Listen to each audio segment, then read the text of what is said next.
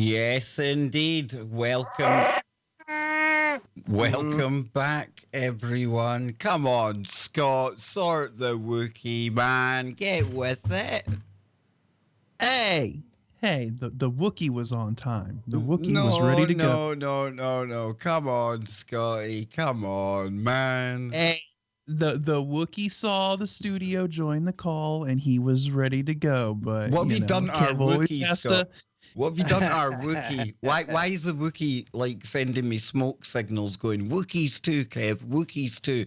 What have you done to our Wookiee, Scott? Sounds like he's got him trapped somewhere beneath that sock that he's looking into. Have you had one of the Fritzels round to build you an ensuite cellar for the Wookiee? Have you? Did you tell Mrs. Lopez that the Wookiee just went out for milk one day? Fritzl, his engineering skills are nothing compared to mine. So. Did Fritzl like copy your blueprint, Scott?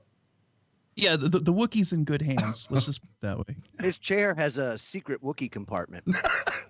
See? Is it in Wookiee jail? Like, did he maybe offend somebody on social media? Is he been put in a timeout? You remember that series? You may not, but back in the 60s, they had a series, I Dream of Jeannie, right? The bottle wasn't necessarily a jail. It was her home. That's the Wookiee's home, man. Okay, guys, I'm sorry. Pardon my ignorance on the whole Wookiee habitat. I'm sorry. Yeah. See, look, you rub the sock 3 times and the Wookiee emerges. Something like that. So, folks, here we are. Another 3 hours awaits us on Freaky Friday right here on tfrlive.com. And, of course, we are the abnormal show on the network. Yes, number 1 abnormal show on the network. And we do our best to warm you up for the number 1 paranormal show on the network that comes up right after this. So you've got Freaky Friday, followed by Brent Thomas and the Paranormal Portal. And it all starts here. So I want to thank everyone for turning up today. And Joe, Scotty, am I glad to see you guys? I've been doing this solo all week. I actually thought maybe I had become a Mandela effect. I thought, where have the guys gone? Have I started to smell? I mean, I'm just so glad to see you boys. And I know the audience out there, they'll all be wiping sweat off their brow going, thank goodness. We couldn't have taken another 3 hours of just Kev getting triggered and ranting about this and wooing about that. And, oh, dude. So, guys, I know I like to pay homage to the chat room first, but it's you guys. It's so nice to see you here, boys. It really is. It's nice for a little respite from the trials and tribulations of life. Absolutely. This is where you can come for 3 hours, Joe, and identify as absolutely anything you want to, and you'll not be judged. As a traffic cone, and I'm okay. That's what it's all about, my friend. That's what it's all about. And Scotty, a lot of people very concerned about you yesterday, my man. You're well loved out there, and people look forward to the Scotty safe space. So I'm sure you'll want to address your adoring fans and let them know you're all right. Oh, I'm doing all right. I suffer from chronic migraines, and so last night one decided to just sneak up on me at 2 a.m, and I knew that I was going to be out of commission the next day. So, no, I'm good. Everything is fine. My migraine has dissipated, and I'm ready to rock and roll. Ready for Freaky Friday, man. Absolutely fantastic. And we're all ready for Freaky Friday. Let me check in the Wookiee cave. Oh, it would definitely appear everyone in there is ready for Freaky Friday. And if you want to join in the antics, the frolics, the fun and games, the sometimes tears in the TFR chat room, all you have to do is head on over to tfrlive.com/chat. And when I say tears, I mean usually tears of joy, laughter at all the gifs, all of the nonsense that supports the abnormal woo that myself, Scott, and Joe seem to peddle in. Yes, indeed. So let me head on over to you good people in the chat room. And first up, it's my very good friend, again, another person that usually I speak to every single week because I help her with her YouTube channel, my good friend Ella. A good place in the chat room today. And I didn't even hear from Ella this week. Scott, I'm telling you, man, I honestly think I'm in the process of just becoming a Mandela effect. What's going on? So then we move on. We've got Silimo, cold brews. Oh, nice. I could do a nice cold brew right now. Kenny, our friend from Belgium. We have got Mark in there. Bam. Big D. How's it going, Big D? Good to see you, man. We've got Awakening now. Pollination. Richie. Carol. And last but not least in there, we have the Wookiee. And of course, we're going out live on TFR, live.com, iHeartRadio, TalkStream Live, TuneIn radio apps, and simulcasting with all of our radio faces on show at YouTube. So with that said, boys, let me come to you first, Scotty, because you sent me a link to some space woo that was going on, right? And then round about the same time, I was listening to Clyde Lewis, Ground Zero in the archive. I didn't catch his show live. But what had happened was, you know how Clyde opens the phones, and turned out it was one of those Art Bellish type episodes because a fireball was lighting up the skies over states in the US, and people were phoning in live about it, Scotty. You've been following it. Dutch had it flying over his back garden. What's been going on, man? Yeah, we had a meteor fly over Missouri, and it flew in deep enough to where it caused a boom, a la Chelyabinsk. It was reported across Missouri and surrounding states. I didn't see the flash. I probably would have seen the flash if I was outside, but Flash, woo! Yeah, I mean, because they said people reported it, you know, Kansas, Missouri, surrounding states. So, yeah, and I guess they're also saying that if you find a piece of the meteorite and it's at least 2 pounds, they're willing to give you $25,000 for it. Holy moly. Holy moly. Now, we've got a super chat coming in for the people on radio. We're going to hear a really funny tune. Unfortunately, you're not going to get the bonus of seeing me dancing like a pineapple. How does a pineapple dance? Badly, like me. But we're going to get it anyway. And you're going to hear my adoring assistant, Brian. Yes, the sexy dulcet tones of Brian. There he goes.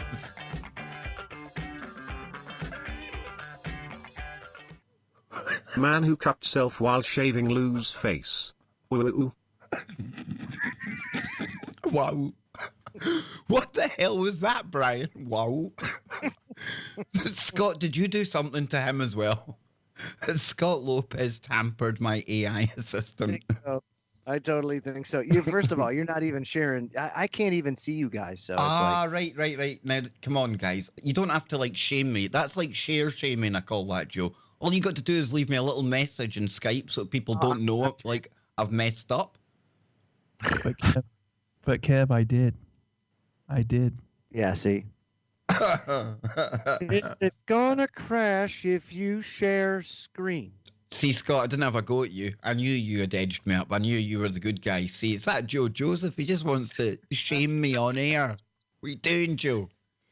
So, yeah. So, anything to worry about with this meteor, Scott? It's not like that sweeper effect from Nibiru that Clyde likes to get into or anything like that, no?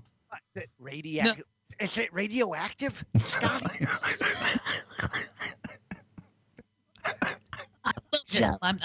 I'm not growing any arms. I'm not growing any extra arms. Just have radiation. Wiggy. Wiggy. Get wiggy with it. No, I mean, look. I think that that there's a lot more of this happening, and I think that this is actually one of the explanations on why we're hearing these mystery booms a lot more. I think that we are just entering an area of space where there is a lot more debris, I guess you could say. And yes, I think it's called the galactic plane. And right now we are transiting it, and the Aztecs are going to come back, and they're going to chop our faces off. Bloody hell, Joe. Well- Where does this come from, Joe? I like it when you take a week off, dude, because you come back all cool like this. I like it. Hey, the old saying goes, Kev, don't let the facts get in the way of a good story. Exactly, dude. Exactly. But just one of those things then, Scott. What was Dutch saying about it, man? Well, I mean, he caught it on some of his security cameras around his house, and I mean, what would be more interesting is to see what suspicious observers has to say Yeah. about. I would because- agree with you there, dude, because Yeah, because more space-based research, whereas Dutch is, I think he's got the upper hand in the weather-based stuff, and especially like the Earthquakes, yeah. yeah. I'll have a look, see if old Ben's been up to anything here. But no, I definitely think that this is happening more often. Yeah. I don't think it's really being reported, but I think we're just entering an area of space. Well, like Joe was saying, we're traversing the galactic plane, and I just think we're going to see this a lot more often. We're going to see a lot more shooting stars in the sky, a lot more meteors kind of entering the atmosphere, penetrating a little deeper than usual. If Brown chicken, brown cow. brown chicken, brown cow, Dang, dude. And so I think chili events was kind of the beginning of it. I think that was kind of the first episode, and I think we're going to start seeing this a lot more often, where we see these more kind of spectacular meteor entries.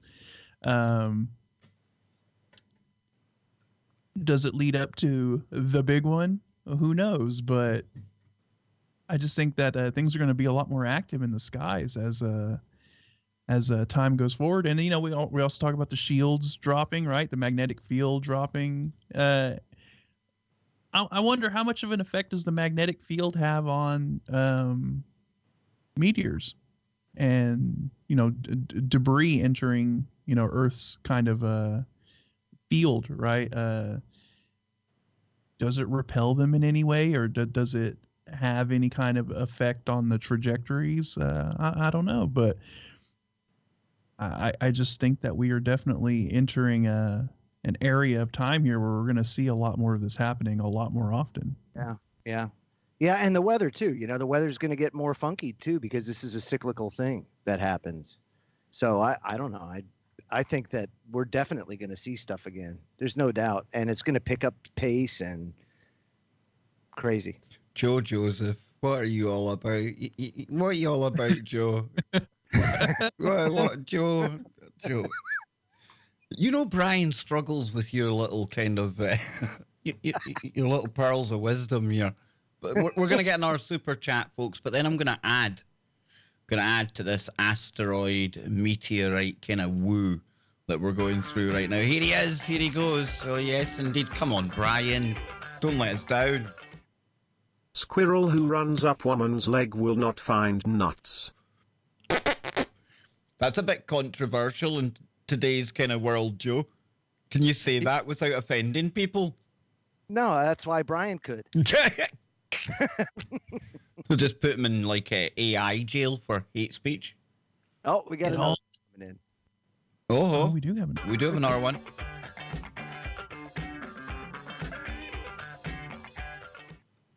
The Venga bus is coming and the bass it is a pumping. Ah, yes, the Venga bus, DJ. We love the Venga bus. But, folks, Scott was talking about this really amazing light show. It only lasted split seconds, but it was one of those occasions that if you were out and you were in the vicinity, you'd have noticed this because night turned into day.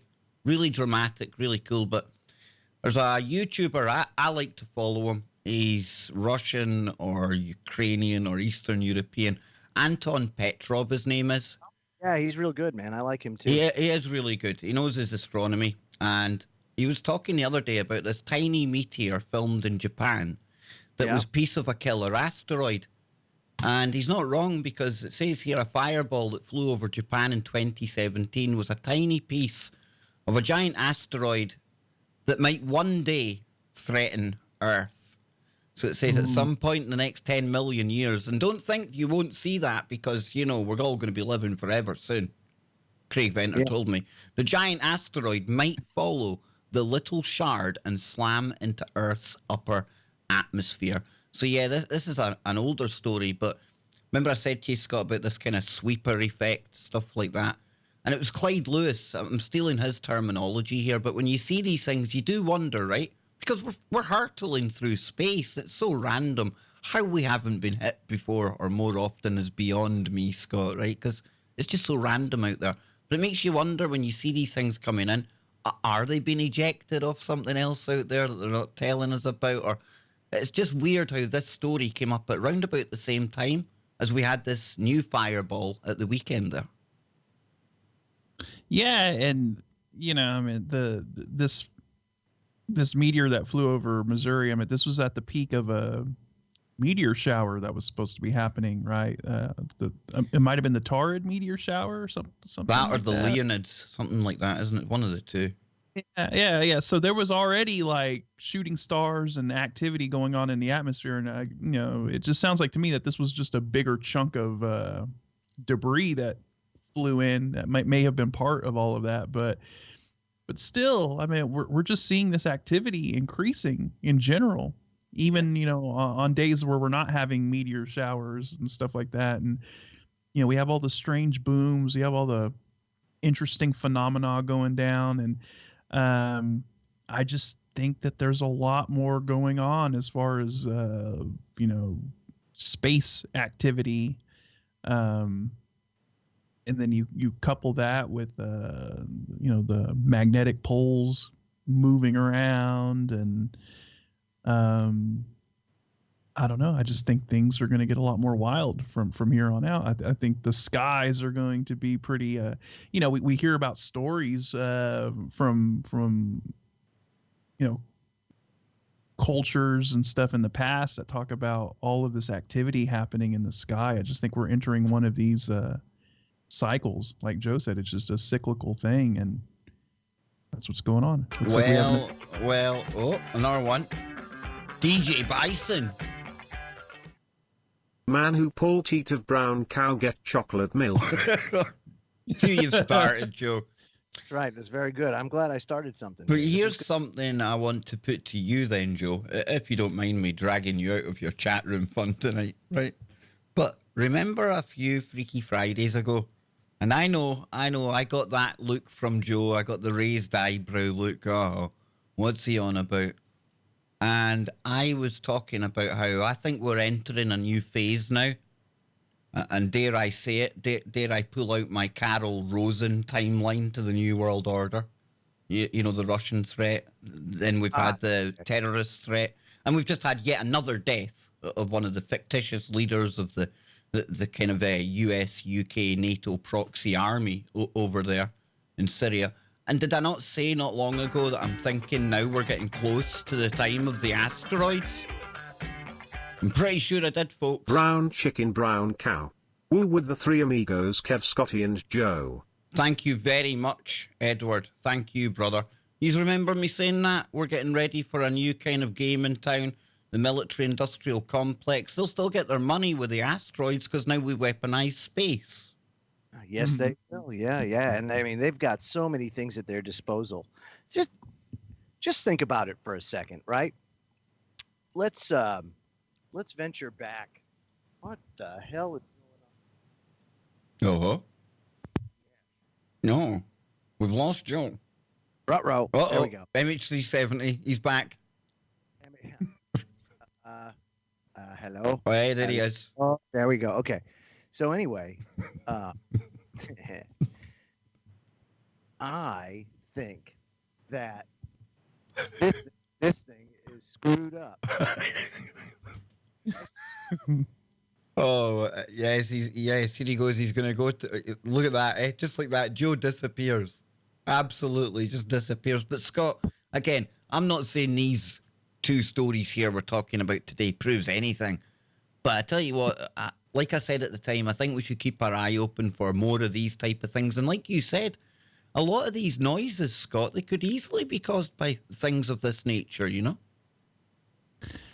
Yeah, and here's another thing. Are some of these not even meteors? Is some of this stuff space debris that's coming in? Why I not? mean, how many thousands of satellites and stuff is floating around the planet? How many things have been launched up there that we don't even know about, right? And They're that's just meant to be the black whole objects. purpose of the space fence, that this kind of Boeing kind of military industrial complex fence thing that Ilana Freeland brilliantly covers. She's wrote a book on it as well. But the kind of official party line on that is, well, we need to track all of this space debris, Scott. Because like you say, all the stuff that we do know about, the stuff that we don't know about, the bits that have broken off here, there, everywhere, it's crazy. And you also talked about, right? Oh, the asteroid threat. You know what I mean? That The this second card last card. The second last card. yes, the second last card. The asteroid threat. Um, what if this is just to get everyone freaked out about asteroids? What if these are actually man-made objects being, thrown into low orbit so that they could come through and dazzle the sky and They could be. freak Can't- everyone out. Yeah, and to make everyone think, oh my God, there's asteroids coming in. Can't There's discount it. meteors. But Yeah. just about just this one piece of technology alone, right? And we covered it probably about a year ago. Gene drives, Yep. right? If we can do that, and some jaboni head in his garage could come up with that, for what? How much is a CRISPR kit and all this kind of stuff? You're talking, I mean, we got so many things that any one of them could totally wipe out humanity. It's just nuts. I mean, so not to be a pessimist or anything, but No, but you're right, Joe. You're just right. can't see us going on that much longer, dude. It's like we're on borrowed time. How much bizarre can it get, or more bizarre can it get? And I've been asking so many people this lately, and I don't know how further or weirder things can get before you bounce back. Is there a bounce back point? Well, I dropped something interesting in the Skype here just to show that we do have the ability to do this because they're planning on actually creating a man-made meteor shower over Japan. I think maybe they already did it. I don't know. They were supposed to do it sometime this year. Yeah, it was done. That was done. So they were gonna launch something into low orbit, and it was gonna have a lot of like basically like tiny little, I guess, pea-size metal fragments, kind of like little ball bearings or something that were going to come into the atmosphere and create a light show, right? So I mean, we definitely have the ability to do something like that. Big time. Yeah. So is some of this stuff actual meteors? Is it just space debris floating around the planet? Who knows? Are they doing it on purpose? Are they not? And I mean, it's calling it a meteor, Joe. I mean, that's a perfect cover story if it is space debris. I mean, you don't want to tell people, by the way, there's randomly things up there that might hit a city one day. So what we'll do is... how much crap have we thrown up there? Exactly. And like Scott said, that's only the stuff we know about, Joe. Right. What about the stuff that they haven't told us? It could be that it is a bunch of space junk just coming in and that, we've been tracking FU-28 for 50 years, and it's gonna pass 500,000 miles. Oh, well, do you remember? Do you remember that? Like, we've covered it before because of the name of it, Ultima Thule, the asteroid with the very World War II sounding name. I bet you didn't know. I bet you should have guessed though that they've now renamed it because it was politically incorrect. Because it had connotations of the bad guys in World War II. NASA, Yep, NASA got all woke, boys, and they renamed it. Yes, even space is getting woke. Can you believe it? Can't have space rocks offending people out there in the Earth cloud, I'm not even making it up, guys. It's crazy. This is the weird world that we're living in. Yeah, I mean, it's crazy, man, is right. But think about this, though. Who was the asshat that named it Ultima Thule? because being named after the Tool Society is actually kind of that's what the rub was that it's the Tool Society and you can't say that. Why, they were white supremacists. When you talk to them, right? First of all, they're not white supremacists. They have nothing to do with that. They astrally project themselves all through the universe and stuff. They basically consider themselves a sect of magicians. That's the Tool Society. They're like Rudolph, the tall white alien. He's he's German, he's an alien, and he projects himself through the universe. Tell me he doesn't. We'll be back after the break, ladies and gentlemen. Lots more to come on the #1 abnormal show on the network, Freaky Friday. Can you handle our woo? Yes, indeed. There we go, folks. We're still here on Freaky YouTube. Freaky YouTube? Freaky Tube. Tube Freaky? Yes, we're still here anyway, for now. Yeah. Brown chicken, brown cow. Sounds like the name of a website that would probably be very interesting to see. What website? FreakyTube. Oh, that would be definitely top notch. Yeah, be careful what you search for on FreakyTube. Definitely. Yeah. Yeah. So I mean, yeah. Look, if you had a Black Project satellite, right, that was hidden from the public, that like nobody knew about, for instance. Yeah, something like that, or some kind of a spy satellite, right, that no other government knew you had up there, and that you wanted to keep secret from the public.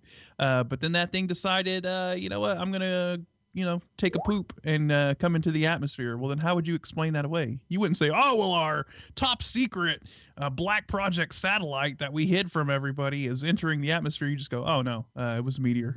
Yeah, don't worry about it. Don't worry about it. Just a meteor. Nothing to see here. And just to distract you further, if you find it, it's worth 25 grand. Go looking for the meteor.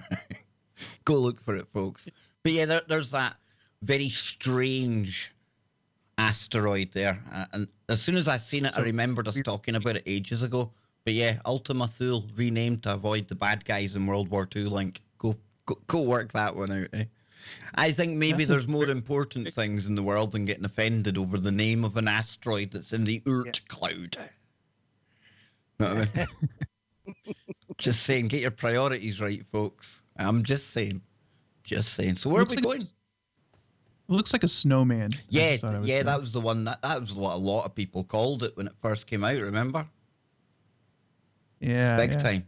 It looks like, to me, it looks like maybe at one point it was like two molten globs, and then they kind of touched together and then hardened right as they touched, and very interesting. What if it's Space is a weird place. What if it's just cover for like a civilization of little snowmen? Traffic cones inside, sentient traffic cones. They're coming here because it's the only place in the known universe that we have sex with traffic cones. Go figure. They're coming here to conulate. Yes. Oh! I did. I went there. I did. It was bad.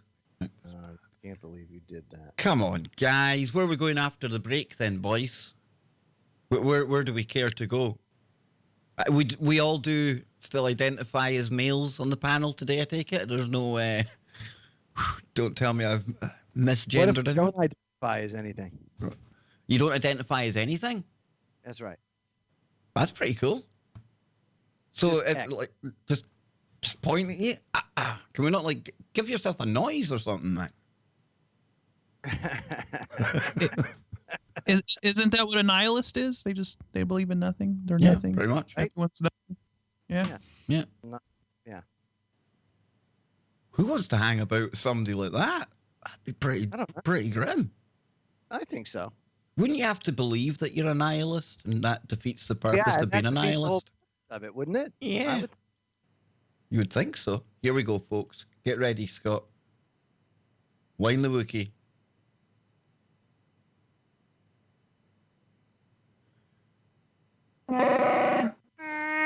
Welcome back, and yes, Joe Joseph doing his best to try and time the derailing of the comeback.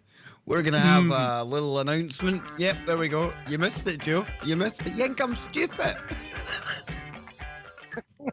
Woman laid in tomb may become mummy. Oh, wow. That's one of your better ones. I gotta give. Come on now. I'll give you that one, Joe. Definitely give you that one. You know what I mean? Definitely. Yeah. I mean, what can you say to that, Scott? What can you say? Joe's little words of wisdom. They're good. They're good. I think people should take them to heart and live their life by them. Joe, he's the modern day. Look at him. Wise man on the mountain. Yeah. Oh, don't come on. He's already got a big enough head. But Joe, I think. Do you think I'm cute? Do you think I'm funny? That's what Joe. You know what I mean? Joe's thinking he's the funny one tonight, and he's got it sussed. But you see what he was trying to do there, folks? He was trying to time a super chat so that when we came back onto the home network of TFR there, Brian would introduce the second part of the show.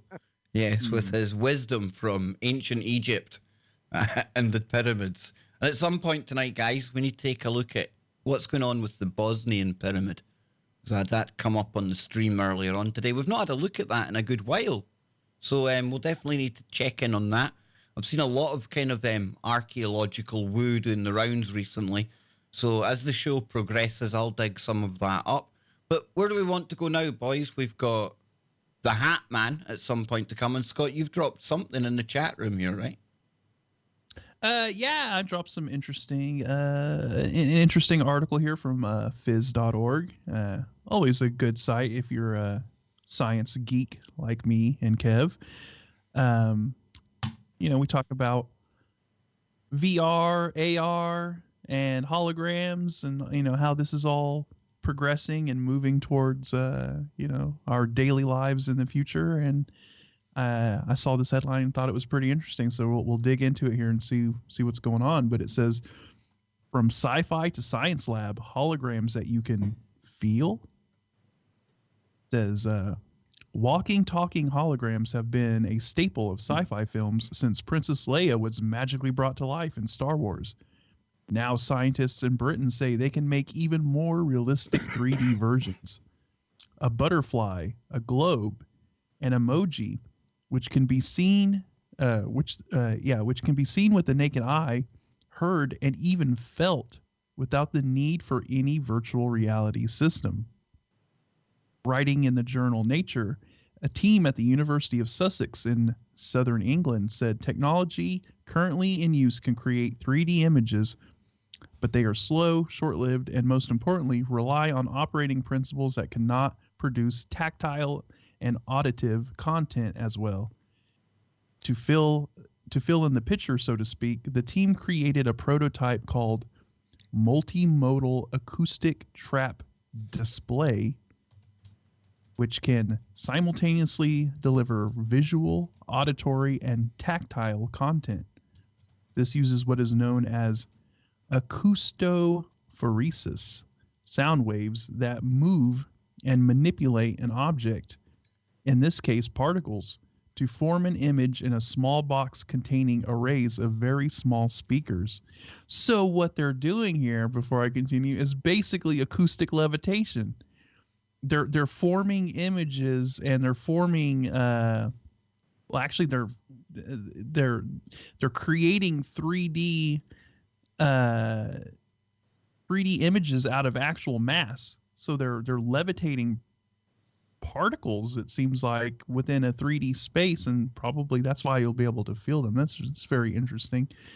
It says our system traps a particle acoustically and illuminates it with red, green, and blue light to control its color as quickly, control its color as it quickly scans the display volume, the team said.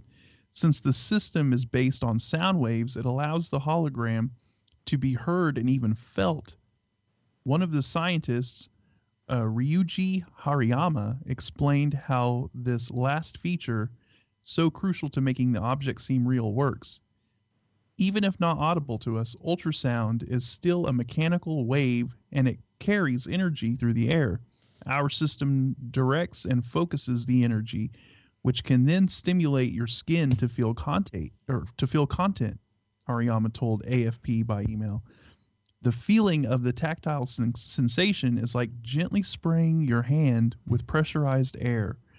The system obviously attracts attention because of the science fiction film backdrop, but the team said it could have a wide range of applications from computing to biomedical procedures.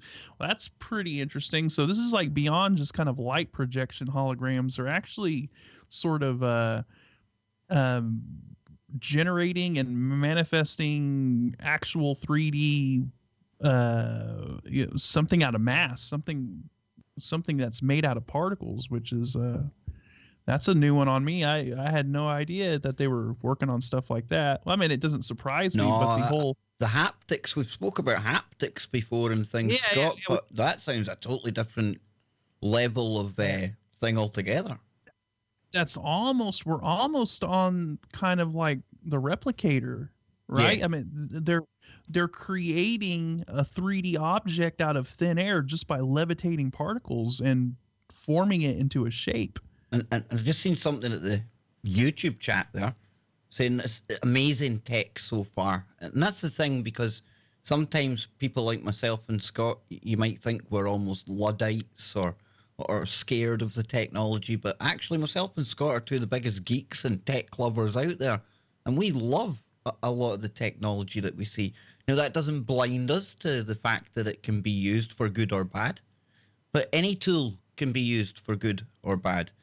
And Holly, I agree with you. I think the tech that we're creating, it probably surpasses, Scotty, some of the stuff that I thought we were capable of at one time. You know, just we keep on going further and further and pushing the boundaries.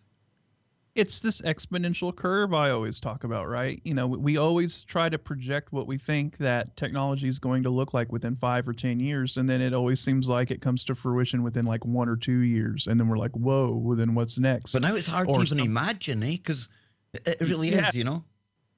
That's what I was going to say. And then something usually comes out of left field that like we couldn't even imagine at the time, that just wasn't even in our lexicon or in our brains, you know? Like this, I was not expecting this to come out of left field as far as hologram technology goes. You know, I was still thinking, okay, well, 3D light projection, you have kind of the, like they say, the old,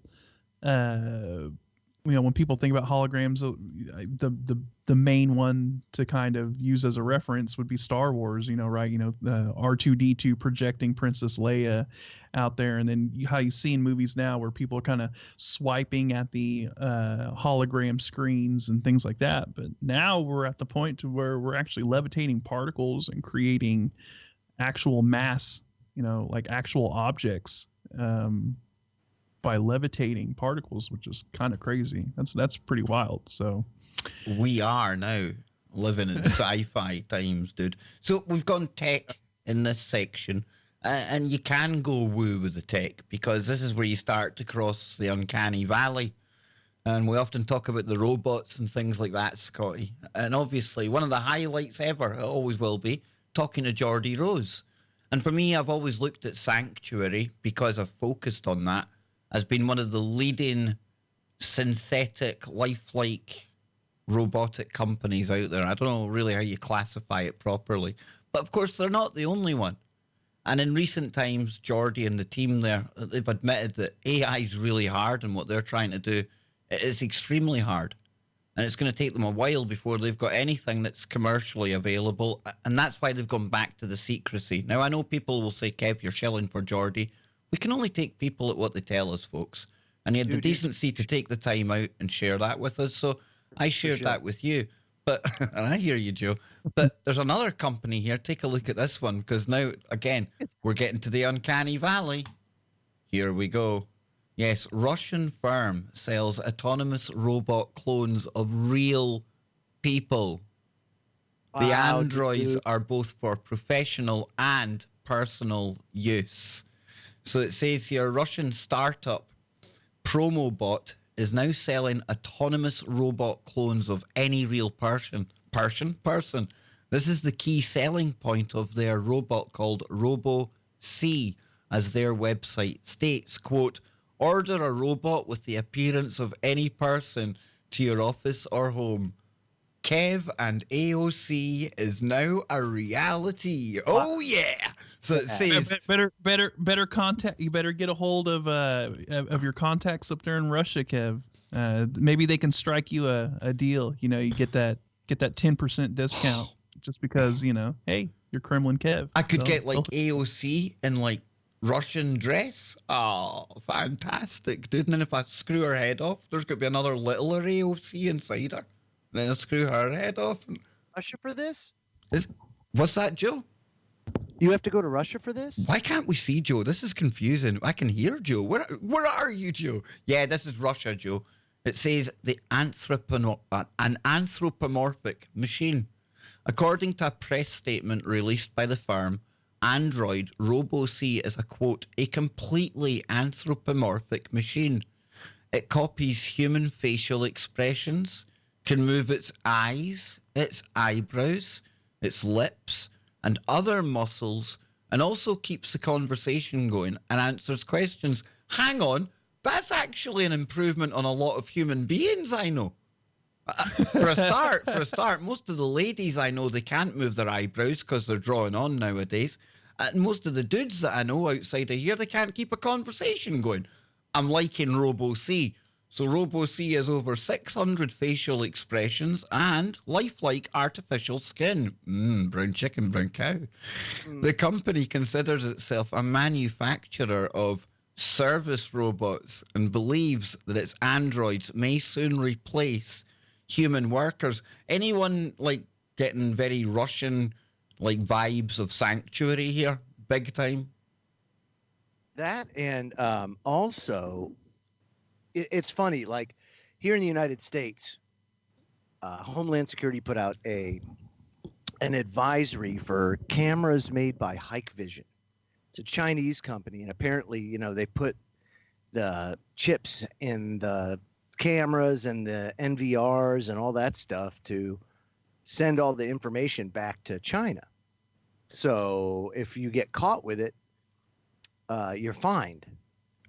And interestingly enough, you know, now Russia's making these very realistic androids, if you will, with all of these interesting characteristics.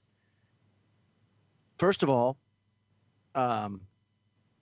they have no, you know, like say AOC, you want to go through with that.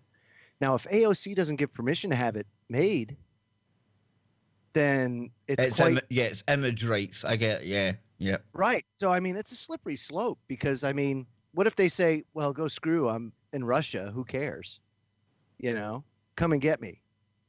That kind of thing, and just start making AOC androids. It's like, wow, we're in a really freaky place right now. That's all I'm going to say. Really freaky. Introducing AOC from Robo-C. From Robo-C. I like it. But yeah, this robot, it's got some interesting facial expressions. I hope through machine learning, it might improve on the facial expressions because it actually looks like the Hulk going through a transformation when it's just like, I mean, oh, well, that's a bit of a weird one. It is Russia, and we got to expect some of those Russian quirks, you know. Yep. It's not going to be 100%. Yeah, it's based on a Russian culture, so it's what they know. Yeah, but I'm pretty sure, like, even in Russia, you don't have, like, bits in between your eyebrows and your eyelids that start moving around, right? It gives you that interesting kind of look there, like the catalogue pose. But how long then, guys? You've had, comrade. How long then before, realistically, these things are going to be in our homes soon? Let's not kid ourselves on. They're going to be service bots. This company here, they're offering consultant bots, office employee bots, home robots, administrator bots. It comes in a protective glass cube, a charging station with it, and it's got its very own robotic complex. You know what that reminds me of? Wow. In the original what was that Arnold Schwarzenegger movie? Terminator. Total Recall. Johnny Cab, the cab driver, that automatic cab driver that was just a torso Yes. up and just talked. Yeah, hi, I'm Johnny Cab. Blah, blah, blah, blah, blah. That's him. That is him, dude. That is him. Him, Johnny Cab. I listening to a audio book a while ago. Can't remember the name of it, but it was an artificial general intelligence, and it was just a torso, a synthetic torso.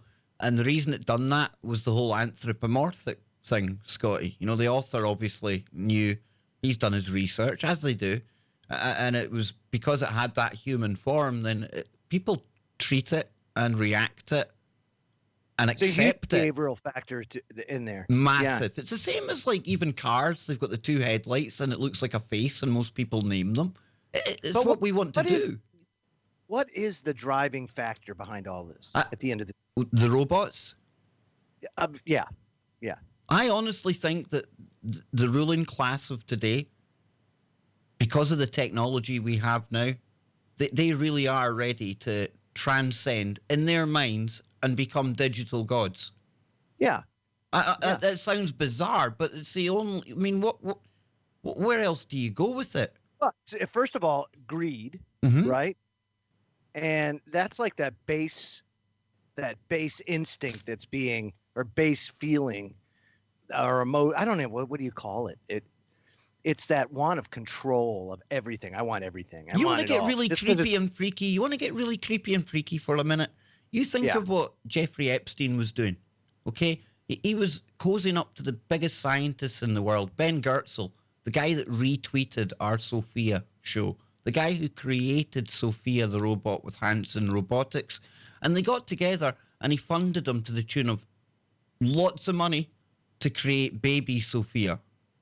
Now, baby Sophia is just what it sounds like on the tin. It's a small toy version of Sophia.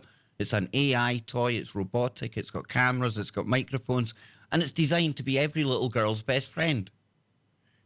Now, let's go full speculation and into the realms of me making things up here. But go with me, because you had that character there in the same class, kicking around with the same people who genuinely want to upload themselves into a digital form. So you have somebody like that, of that ilk, of that evil, transferring whatever it is. Can we call it consciousness? I don't think we can. We can't even define consciousness. So they transfer a copy of themselves digitally into the internet, into silicon, as this AI avatar. And then that can then be almost like the AI that is in every single one of these little toys in every single bedroom of every little girl that buys them around the world. Now, sick. Again, like I say, I'm making that last bit up, folks, but he did fund that toy. That's factual. You can check that out. And then you've got these characters uploading themselves so they can cheat death and be everywhere on the internet, watching everyone and listening to everyone and ruling everyone at once. Again, like I say, it's bizarro land. I'm probably... it reminds me of a Star Trek episode of the little brains in the glass where they were betting on the Enterprise crew. I bet 20 quatloons that Kirk will win over this or that or whatever. And they were just this disembodied intelligence. And they went and killed off all the flesh, all the animals, everything else, because... they controlled them all and they used them all as pets and games and things. But, every time I go back and I look at some of these old episodes of Star Trek, it's really striking at how much we mirror some of these episodes that are supposed to be in the 23rd century or whatever, but are actually coming to pass now, today.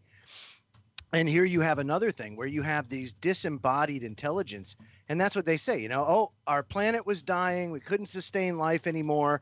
So we downloaded our consciousness into these machines and we're trapped here for eternity. So, well, where they think that they're going to be happy, it's a farce. It's a facade, because who in the hell would want to live in, I can't understand why you'd want to live forever. It's just not in. Do you think maybe when you've lived your whole life parasitically dominating and torturing and being maybe, pure yes. evil. Do you think that's the only thing I can think, Joe? That'd be one reason I maybe would want to cheat getting out of meeting my maker. I don't know. Yeah, because you know that you're going to have to answer for it. Yeah. Yeah, maybe. And they're trying to create their idol, Satan, devil, dark one, evil, whatever people want to call it. They're trying to like create his kingdom here. So why would they want to leave here? Exactly. And also, you know, we know the way the elite think about everyone, right? They think of us as bottom feeders, and I mean, just look at the word that they use, consumer. That's a very negative word if you think about that, right? Yeah. Derogatory. It's a derogatory word. They look at those. They're consumers. Yeah, They look consume- at the language. Yeah. And so, Very telling. and so, if it was their choice, you know, we're seen as like, we have to deal with these bottom feeders. We have to deal with these consumers, right? They really don't want us here, you know, because in their minds, you know, you got to think about it from their perspective. So I'm playing devil's advocate here, and I'm looking at it from their perspective. Why would I want them here? Why would I want my money invested into keeping these bottom feeders around, alive, right? The only use they have for us is to be slaves, right? To work, to go to our daily slave job and make them money. Well, oh, look, we have this technological advancement now where we don't need them to go to their slave job. We can have the robot do it, and we don't have to invest money into feeding them and paying their wages and keeping them around. And so I think that is one of the major reasons why you're seeing this push, is because, look, down the road, we're going to have to start looking at this whole depopulation thing really starting to come to fruition. Because what are you going to do with an entire class of people who is no longer working and no longer having to do anything? When robots have taken everyone's jobs and have replaced that whole workforce, what do you do with those people? You know, and that's a question that they are, they're thinking about that. That's something that is on their mind. What, do you just have everyone go into VR? Do you just have them veg out? You still have to feed those people. You still have to invest money into keeping them alive. So what do you do? What do you do with these people who, you know, like I said, I'm just looking at it from their perspective. Yeah. No, I know. That's what you've got to do, Scott. Yeah. And so the only option I think that's on the table then is those Georgia Guidestones. You know, we keep coming back there, Mr. Scott. Me and you, we seem to be drawn back. Because think about it. They have to, it's like Johnny King used to always say, they have to put their plans out ahead of time before they do it. Yeah. It's like one of the rules in the rule book. Yep. And it also gets round our like the free will thing, because they show us what's happening and nobody does anything to say no, don't stop it. Exactly. Yes, and, you know, the Guidestones.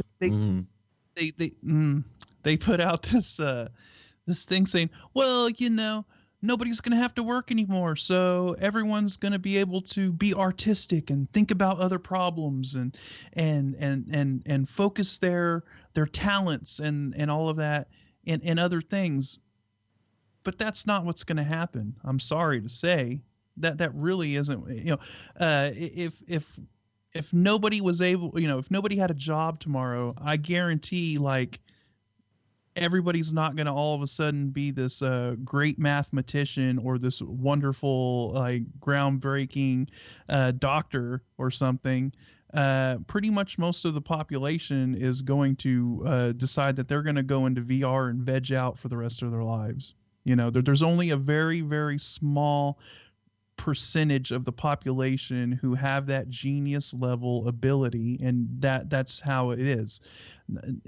Nobody's going to be this not everybody's going to be this amazing artist and this amazing groundbreaking person that's going to help take humanity to the next level. That's not how it is. Most people are going to just choose to be lazy. I'm sorry to say. Most people are going to go, I don't have to work, so I'm just going to sit at home. I'm going to throw on my VR headset, and people I'm do just that going to now. live life like this. People do that now without VR, you know? Yeah. So this like grand utopia that they think is going to happen when nobody has a job anymore, I'm sorry, that's not going to be the case. You're going to be faced with the problem of how do you sustain these people who have nothing to do? Yes, indeed. And how do I sustain myself without a coffee? I'm going for coffee. I will be right back, ladies. Shash. So here we are. And I got this other thing, too, since we're talking about AI and algorithms and all this kind of stuff. Wall Street Journal had something, how Google interfaces with its search algorithms and changes your results. Since we're talking about technology and how we interface, how we do business, how we do all these things, it's important to understand some of the things that happen in the background when you put in those search terms. So it says every minute an estimated 3.8 million queries are typed into Google, prompting its algorithms to spit out results for hotel rates or breast cancer treatments or the latest news about President Trump. They're arguably the most powerful lines of computer code in the global economy, controlling how much of the world accesses information found on the internet and the starting point for billions of dollars of commerce. 20 years ago, Google's founders began building a Goliath on the premise that its search algorithms could do a better job combing the web for useful information than humans. Google executives have said repeatedly in private meetings with outside groups and in congressional testimony that the algorithms are objective and essentially autonomous, unsullied by human biases or business considerations. But the company states in a Google blog, we do not use human curation to collect or arrange the results on a page. It says it can't divulge details about how the algorithm works because the company is involved in a long-running and high-stakes battle with those who want to profit by gaming the system. But that message often clashes with what happens behind the scenes. Over time, Google has increasingly re-engineered and interfered with search results to a far greater degree than the company and its executives have acknowledged. And that's based on a Wall Street Journal investigation. It says here those actions often come in response to pressures from businesses, outside interest groups, and governments around the world. They have increased sharply since 2016 election and the rise of online information or misinformation. Now, Google's evolving approach marks a shift from its founding policy of organizing the world's information to one that's far more active in deciding how the information should appear.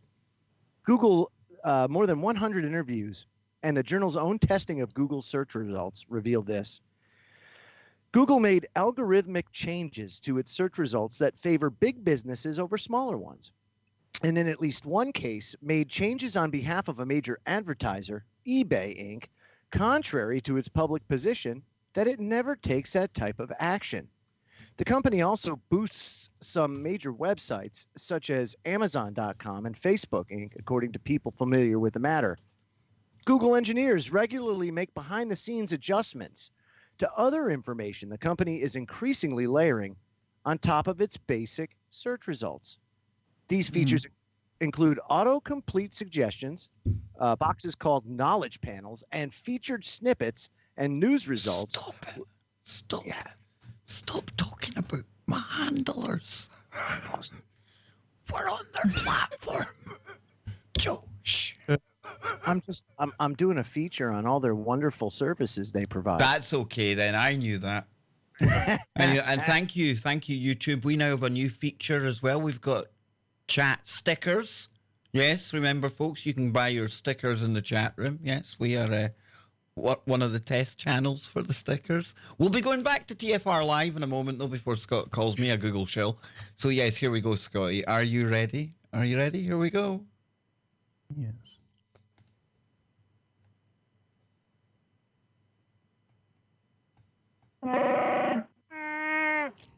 One hour down, 2 hours to go. Right here on your Freaky Friday on TFRLive.com, where we offer you protection from deception. And boy, do you need that in these crazy times. Now then, hour number 2, guys. Brent Thomas coming up right after this with the paranormal portal. What were you getting into during the break, Joe? Anything interesting? So we're talking about how Google manipulates their algorithm. And the Wall Street Journal actually did a report on this to kind of highlight some of the shenanigans.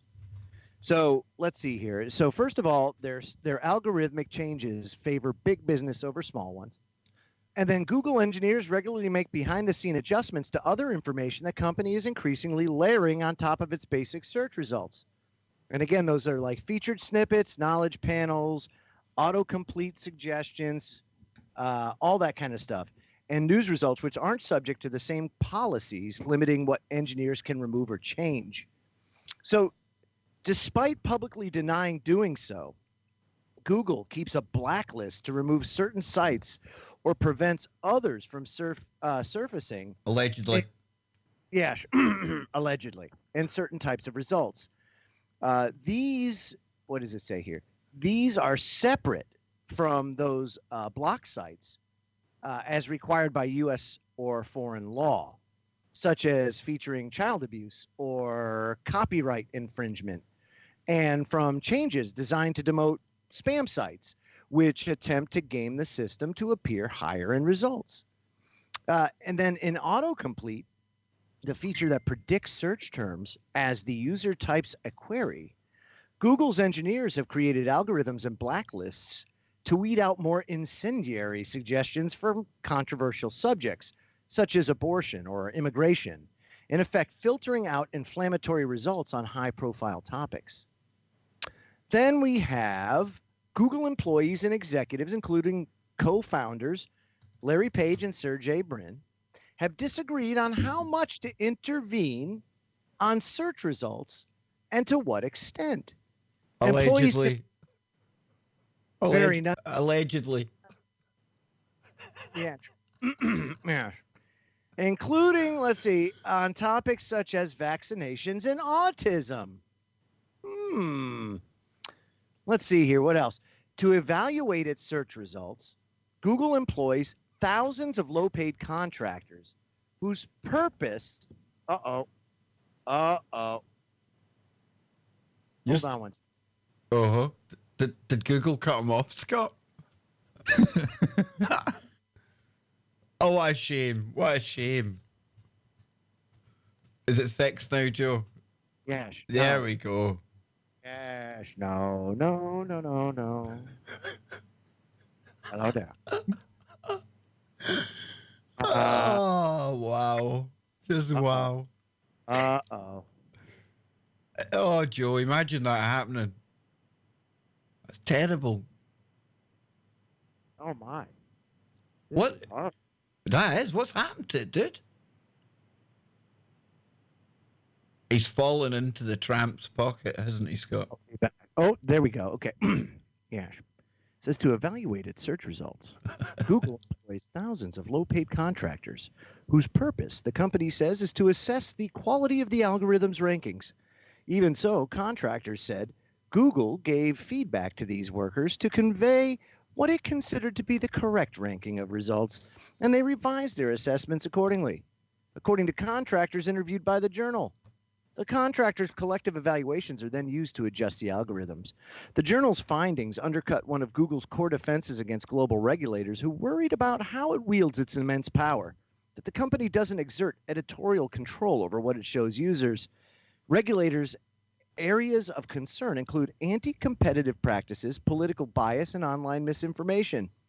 Now, far from being autonomous computer programs oblivious to outside pressure, Google's algorithms are subject to regular tinkering from executives and engineers who are trying to deliver relevant search results, while also pleasing a wide variety of powerful interests and driving its parent company more than $30 billion in annual profit.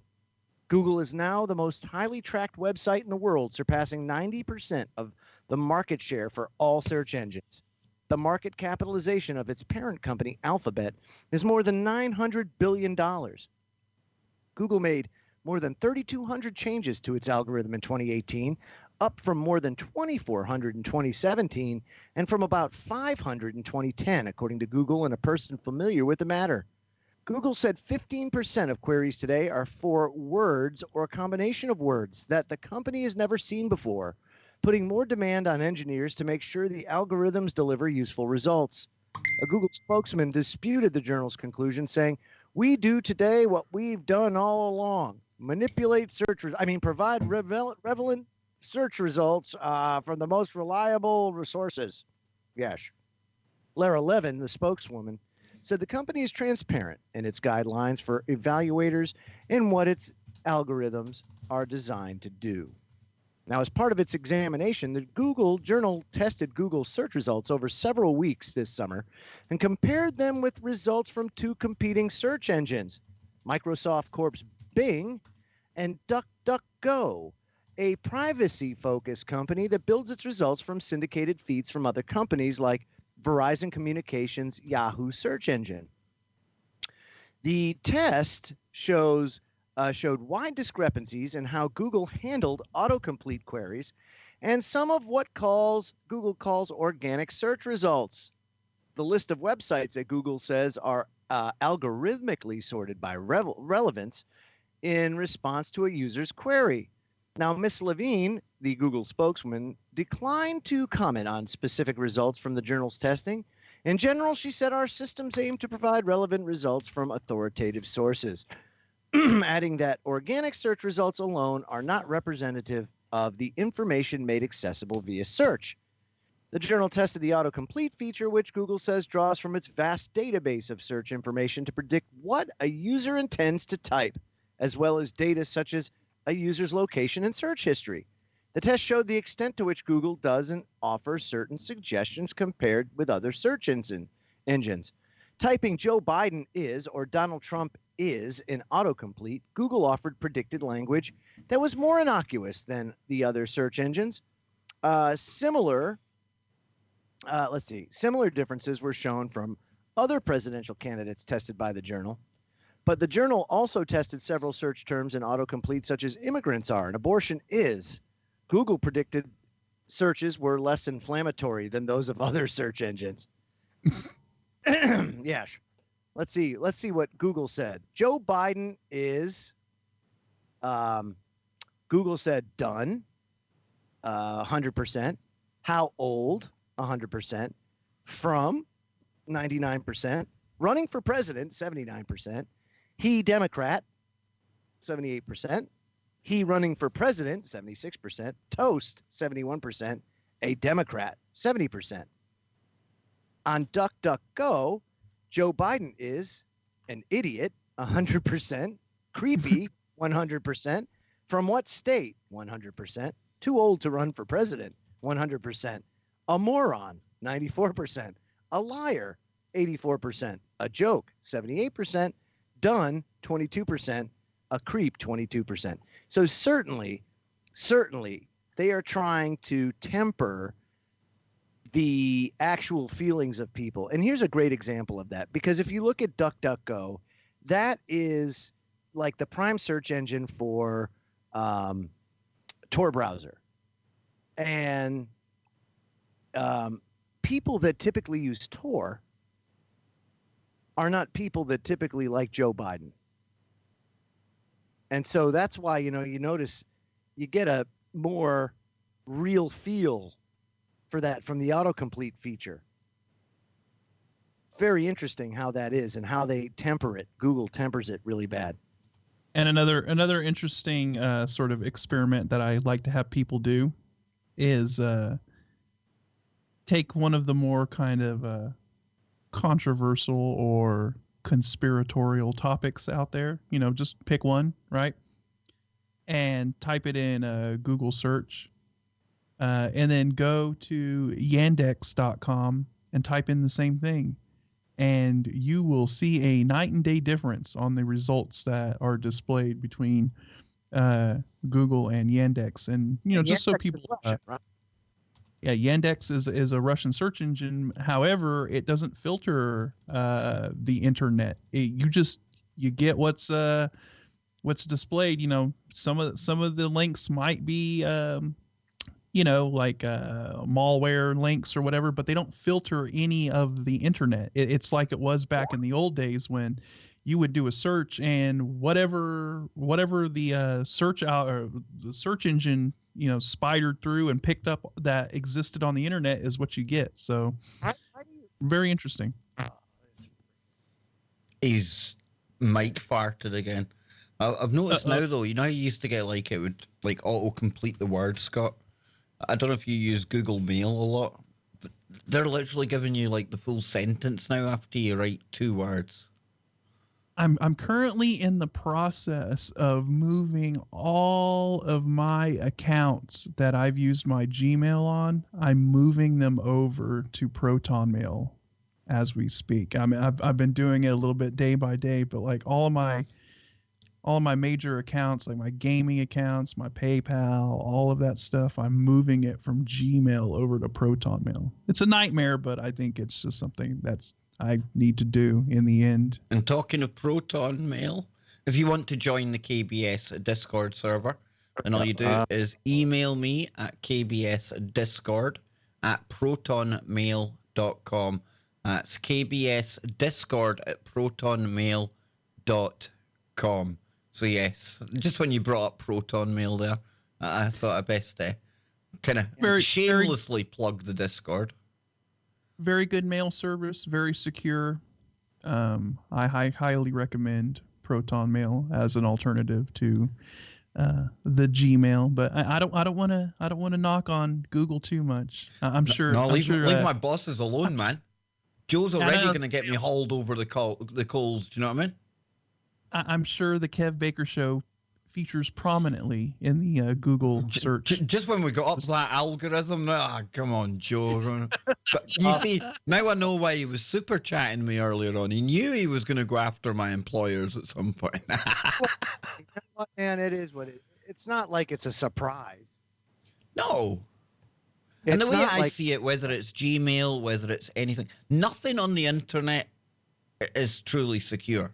There can be no kind of expectation of privacy at this point. Really, no.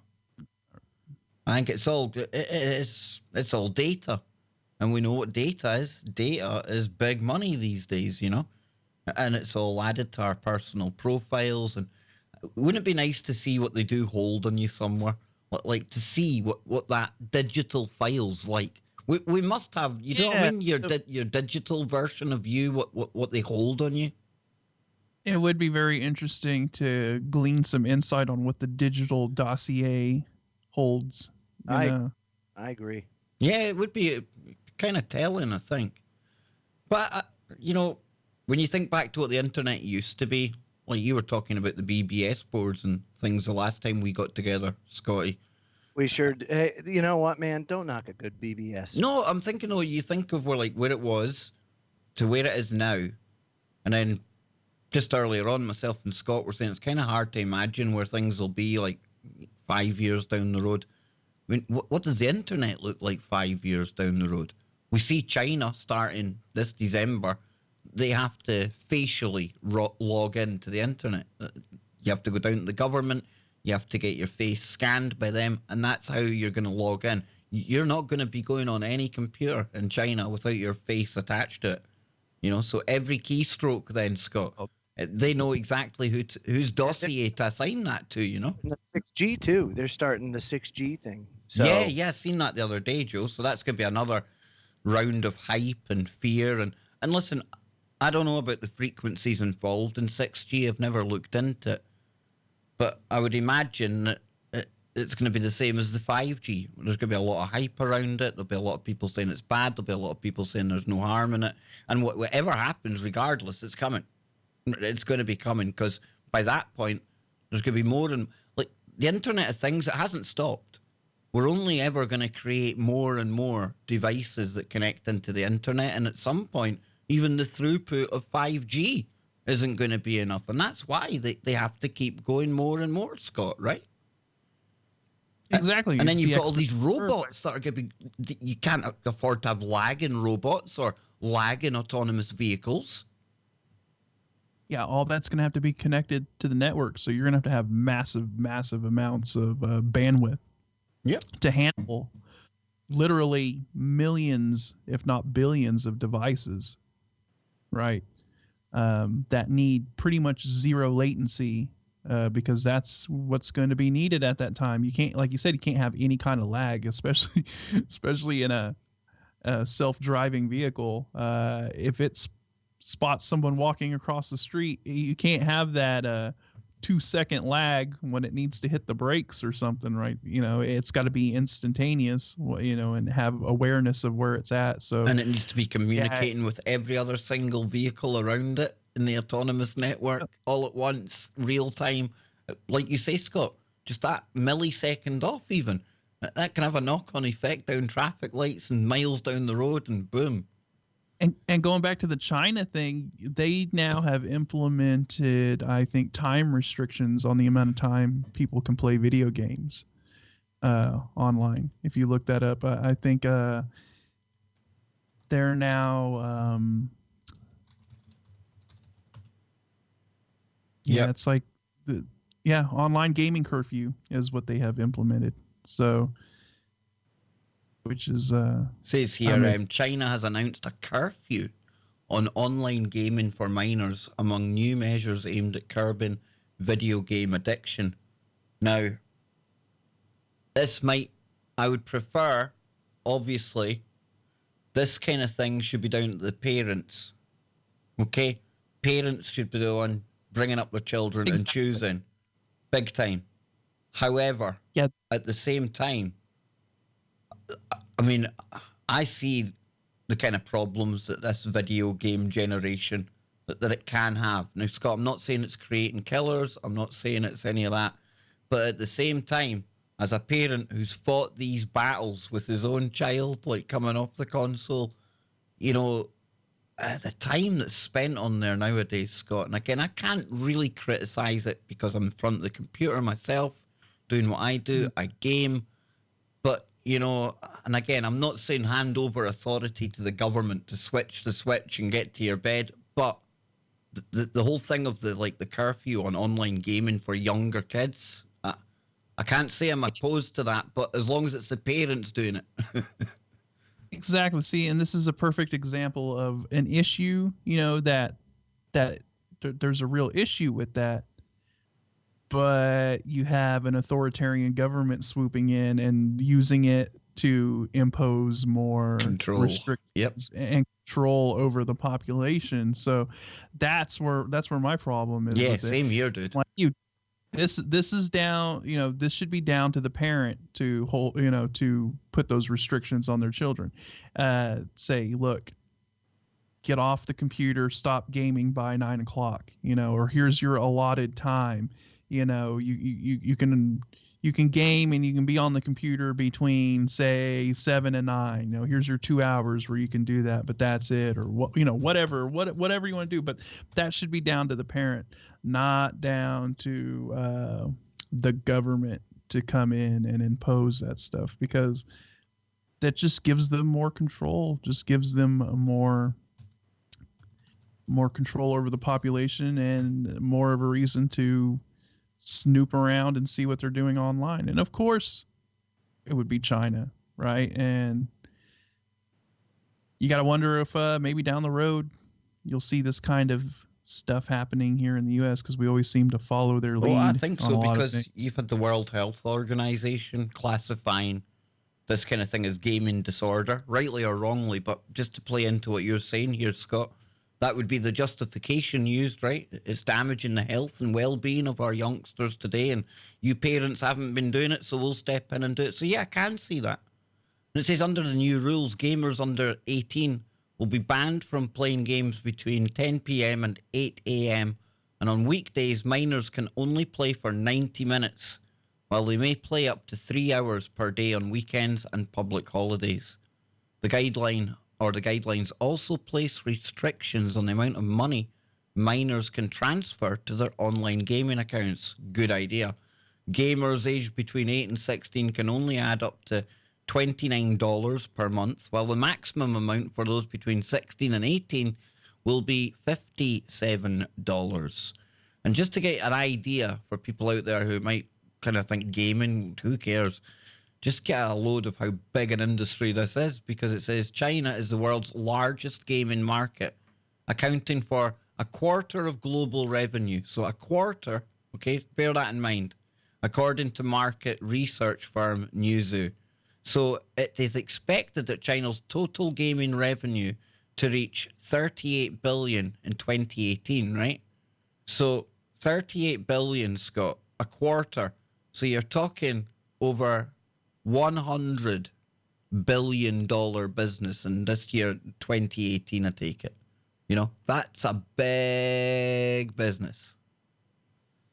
Yeah, they're a huge chunk of the gaming market, and that's why you've seen so much of this this whole controversy surrounding Blizzard, right? With the Hong Kong stuff, and because Blizzard wants that market, everybody wants that China market, right? And that was the whole point of the South Park episode, right? Where they talked about China. Everybody wants that Chinese market because there's so much money there, but then they have to cave and adhere to the Chinese government when it comes to censorship and all of that. So, isn't it? Mm-hmm. A lot of demand. So then it becomes a question of, do you want the money, or do you cave to an authoritarian government? And in a lot of cases, a lot of these companies decide that they're going to cave to an authoritarian government because of the fact that they want that money, which is unfortunate, but that's where we are right now. So very interesting. Are you back with us, Joe? It's spotty, dude. Getting there though, getting there. What's this you sent me, man? So, to your point, Martin Scorsese is telling people, or trying to get young people to take art over algorithm, basically saying that algorithms and computers, it's all illusionary, but it's not real. Therefore, focus on the arts. That's what they want. It's not real? Math isn't real? Algorithms are just math at the end of the day. Computer code. And I think it's pretty much real. Do you know how I know it's real? I'm talking to you guys in America right now via the internet, and we're on YouTube where algorithms are working and computer code. And contrary to what some of the audience might believe, we're not just an illusion. I know Scott's literally in the Matrix, but I don't know. I wouldn't discourage children from looking at the tech industry, because it's obviously going to be something where there will be jobs right up until the point where the robots take them all anyway, right? And even then, at some point, the robots are going to need a human to service them, okay? I think this is an example, though, of maybe, Scorsese, he's an older guy, right? He's an old guy. And I think it's just somebody who might not really understand, his sort of... well, when you think about it as well, though, Scott, I mean, films in the near future, you're not going to need a Martin Scorsese. You're not going to need a Leonardo DiCaprio. You're only going to need a neural network and machine learning. Because you know yourself, Scotty boy, you can make characters out of nothing now that look just like humans. And with deepfake technology, you could basically have an AI writing a script for a movie, and at the start it's going to be absolutely awful. It's going to make no sense whatsoever. But give it 2-3 years, and then watch a really, really artsy, well-produced, dark noir, something like that, and then tell me who's the human director and who's the AI, and you won't be able to tell. I think it's his ignorance. That's what it really is. It comes down to he really doesn't understand I think the impact that technology is having on everything, that how much computers are actually utilized, and in a way, I mean, that kind of it sounds like to me, it's kind of like a slap in the face to people like me. I mean, I do digital art, right? I do graphic design. What is that, an illusion? I get paid for that. That ain't an illusion to me. There's a demand for that. That illusion puts food on your table, Scott. Yeah, That's right. Yeah. What about people who do CGI for movies? A bunch of old bogeys that just they can't evolve with the time. That's the problem. Well, it's the same thing with like education, right? It's people are stuck in this Rockefeller Foundation inspired system of the turn of the 20th century that was built more for, trying to get people on the assembly line and work machines. Well, those days are done, Yep. Yeah. Thank you very much. And we'll be right back, people. Yeah. Right. Stay tuned. Yes, So- indeed. So when it comes to that, you think about it, it's foolish and it's idiotic to think that that we stay stuck here. But there are some things that we just can't move on from, like, alternating current, which is great, but Tesla made it. Don't you think it's time to kind of move on and advance humanity a little bit? Or are we going to stay in the 19th century? Tires. I don't need to say anymore. And that's what I'm saying. It's like the technology's there. If we wanted to develop it, we could, but we don't, because you have too many people that are dependent on that industry for their well-being, so we keep ourselves in stagnation. It's just crazy, See, I think we're coming to that new point, though, with AI and everything else and all the stuff that they've been working on that we don't know about. I think that's going to get rolled out soon, some of it, I do. It's still part of this new period we're entering. And with the AI, it's going to start coming up with, compounds, chemicals, texture, textiles, things we haven't even thought about before. It's going to totally revolutionize everything. And you know what else I think, probably what upsets Scorsese, like why he's so, I think he feels kind of like this, like back in his day, right, when he's making The Godfather, right, the way of producing movies and getting your films to be popular, was much different than today. Now you can have very, very small independent studios, right, that use Adobe Premiere and Adobe After Effects, and on a much smaller budget produce something kind of out of their garage, out of their house, that goes viral, that gets huge, right? These kind of small independent companies. And I think in his mind, like, he doesn't see them as being real artists. Like, in his mind, he thinks, oh, well, they have to do it the way I did it back in the day when we had, these giant, like, production studios and the actors coming in and all of this kind of Hollywood stuff going on, when the landscape has changed, right? It's like the music industry too. A lot of people just listen to, they go and watch their, some person making music on YouTube or making music on SoundCloud or something like that. You're not bound by the record labels anymore, really. Everything is kind of based off of internet stuff. So I just don't think he realizes that. I think that's probably where he has this rub, where he has this huge problem with this, because I saw he was also talking a bunch of smack on like these superhero movies, like the Marvel movies and stuff like that. And he said, well, those aren't real movies and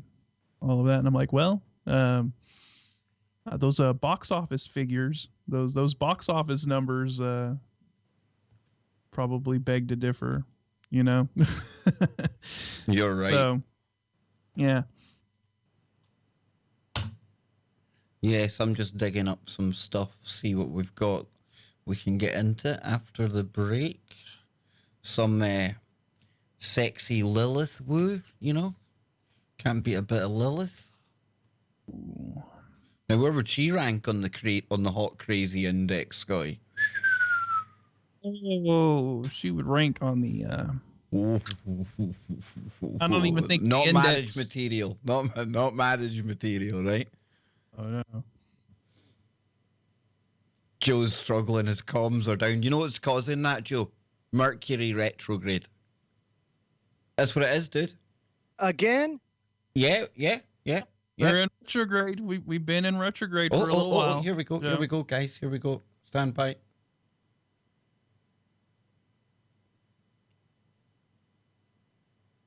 Welcome back, ladies, gentlemen, Wookie.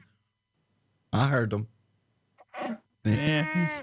I He's tampered making with him that time. But yeah, we are moving into the second half of today's Freaky Friday. And of course, like I always remind you, don't go anywhere after this show because our good friend, Brent Thomas, is coming up after the break as well. Joe Joseph is suffering the backhand effect of Mercury retrograde. You know, Joe, when I was in the army, you know, trained professional killer and communicator that I was, do you know I had a friend called Brian. House without toilet is uncanny. Yes, it certainly is. And it's probably very smelly too. But you know what I used to have on my beret, Joe? I used to have Mercury, actually Mercury, on my cap badge, giving the finger to the and I didn't put up the middle finger there before people say I was being rude. No, Mercury giving the finger to the Royal Engineers. That's what we used to say. But yes, Mercury, the god of communications. And here you are, Joe, in Mercury retrograde, as somebody like myself who has scorned this period of time in the past, laughed at the effects of the planets. You're being affected by it again because, your communication skills have been cut back to zero, dude. Radio silence, nothing heard out. No, I heard you, Joe. I'm only joking. So where are we going? We're going to go into Lilith? Will we take a look at one of the sexiest demons known to man? Ooh. Let's do it. Shall we? They're making Lilith cool. They are making Lilith cool. And Lilith, of course, we're going to find out, very, very important character when you go back into ancient times. A bit of a seductress. And of course, reportedly very, very evil. But like I say, and this is a story we're going to look at in a minute, it's talking about how Lilith has turned up in, it must be the latest kind of season of Supernatural, the final season that was on of that. And again, it ties in with this whole Twilight kind of phase that I call it, Scott, Joe. Since the Twilight kind of saga came on, we've had this kind of glorification and making it cool to be like werewolves and vampires and Lilith's cool and all the things that we typically would have probably kind of made us go woo in the middle of the night are now kind of cool to go in the middle of the night. Didn't they even have a TV series called Lucifer, and they sort of made Lucifer look like a sexy suave kind of character? And his name was Lucifer Morningstar, no less. Oh, yes, indeed. So it says here, and we'll bring it up. Breaking news, but nothing exciting. And this comes from the hiddenremote.com. Supernatural creature of the week, the demon Lilith. Oh, and I think we need to have on some thunderbolts and lightning when we're talking about Lilith. We definitely need that sound effect on for the approach of Lilith, yes. So, it says here, the demon Lilith has returned for Supernatural's final season and is causing as much trouble as her character from real folklore once caused. Well, Lilith has returned. I almost forgot about her, but it brings back memories of Evil Sam that I kind of missed. And talking about the program here, obviously, folks, but it gets into the historical part of who Lilith is. Don't panic. I'm not just going full TV show on you. So it says, season 4, when I was at the peak of my supernatural obsession. Now, in case anyone forgot who Lilith is, here's a brief recap. Now, it goes in to talk about who she is in the TV show, but it says, in the mythology of the series, Lilith was originally one of the first humans ever made by God. Her soul was then twisted into becoming the very first demon by Lucifer as his proof to God that humans were unworthy. The results of these actions caused Lucifer to be locked away and for Lilith to be sent down into hell as the 66th seal on his 600 sealed lock. Now, as the oldest of demons, Lilith was the most powerful, even more so than Cain and other knights of hell.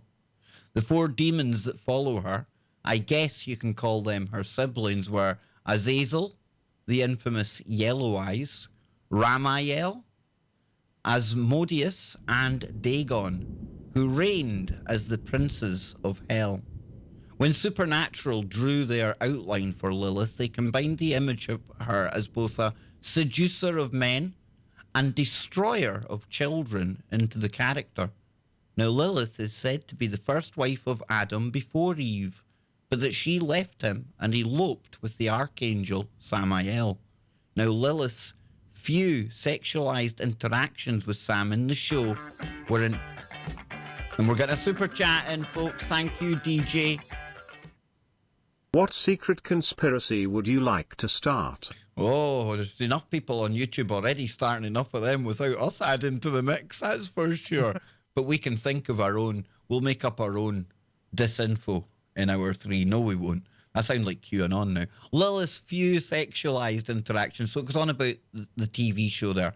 But now we get into this. It says the woman has an origin story about as complicated as a comic book character. Believed to have first appeared in the Sumerian myth, The Descent of Inanna, as a spirit known as the Dark Maid. There's been much debate over how the poem portrays her. Is she meant to be a demon or a goddess? And let me stop there. And Joe, I hope you haven't just disappeared because I want to get your take on this so far. Yeah, go ahead. No, it's good. What's of your knowledge of Lilith and demons, and I know you know about like Adam and Eve and Cain and Abel and all that. The TV show, have they really kind of bastardized like the history of what Lilith is meant to be, or is that quite an accurate kind of representation? Kind of like, yeah, I mean, I guess you could say that. Yeah. So she was meant to have been like fooling around with Adam before Eve and yeah. Well, kind of like Eve 1.0. Yeah, cool. No, I was just wanting to see if it was like kind of close to the original kind of lore, which it sounds like it is. And it says in the poem she's linked with both wind and nature and is represented by the branches on a tree, an image that's been argued to show her position as a wilderness goddess. However, instead of spirits, she's described alongside other demons. Her name, which stems from the Sumerian word Lilitu, is associated with both wind spirits and female demons, and is often translated into night monster. Now, let me pause there again. Scotty, do you think this could then be the same entity that we hear about, incubus, succubus? And I can't remember which way that goes. One of them seduces guys, one seduces women. Do you think the female one is the same character then? One and the same as Lilith? I think they have identification problems. Yeah. Are they transferable, Joe? Do they like trans? What if the incubus wants to identify as a succubus? Then what? Damn, that makes for a really interesting seduction night, right? That's what I'm saying. I think personally that incubus to succubus lives matter too. So what you're saying is we could really pull off, it's going to be like the ultimate kind of wild card just when we're about to get seduced by some really attractive looking entity. I can't remember, succubus, incubus.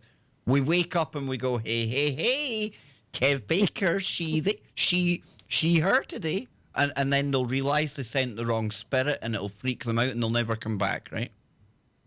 Or the right one comes back and then you just fool them again. Yeah. All right, and governor. He, him today. Get my bill toxicity. So yeah, no, I've actually heard discussion on this before about how the succubus may be Lilith. traced back to Lilith, and that Lilith is like the original succubus, the succubus queen, if you will. Right. She's the original thought, is she? Is she like the original one, dude? I guess so. Damn. So it says here then, goddess or not, it didn't matter in the end. She appeared as a much clearer representation of evil in Babylonian texts as a winged demon that attacks infants and pregnant women, causing stillbirths and crib death. Now, cursed with uncontrollable desires and dangerous sexuality, she would fertilize herself with stolen male sperm. Well, it'd be hard to fertilize yourself with stolen female sperm. I kind of, when you say sperm, that's kind of gender specific. I'm kind of just saying. understand that it's coming from like Maybe males. they thought they could virtue signal and assign the gender to it, you know, be all woke, as opposed to that female sperm that identifies as something else, you know? It's ma'am sperm. Ma'am sperm, Scotty. In order to create demons, becoming the mother of all evil. So it goes on then to say the first woman. Now this is where it really does get a bit interesting for me, because for me the first woman was always made out of Adam's rib. Yeah, go figure. Despite having such a heavy presence in biblical history, Lilith has only one official Bible reference. Located in Isaiah 34:14, she's mentioned among a list of nocturnal creatures who will haunt the kingdom of Edom. Although the Lilith in the next is a bit ambiguous, there's some debate over it referring to a screech owl rather than an actual person. Now, during the Middle Ages, however, Jewish literature began naming Lilith as Adam's first wife before Eve, that left the garden by choice. Now, as opposed to Eve, made from Adam himself, Lilith was made from the same oil that made Adam, and this, in her opinion, made them equal.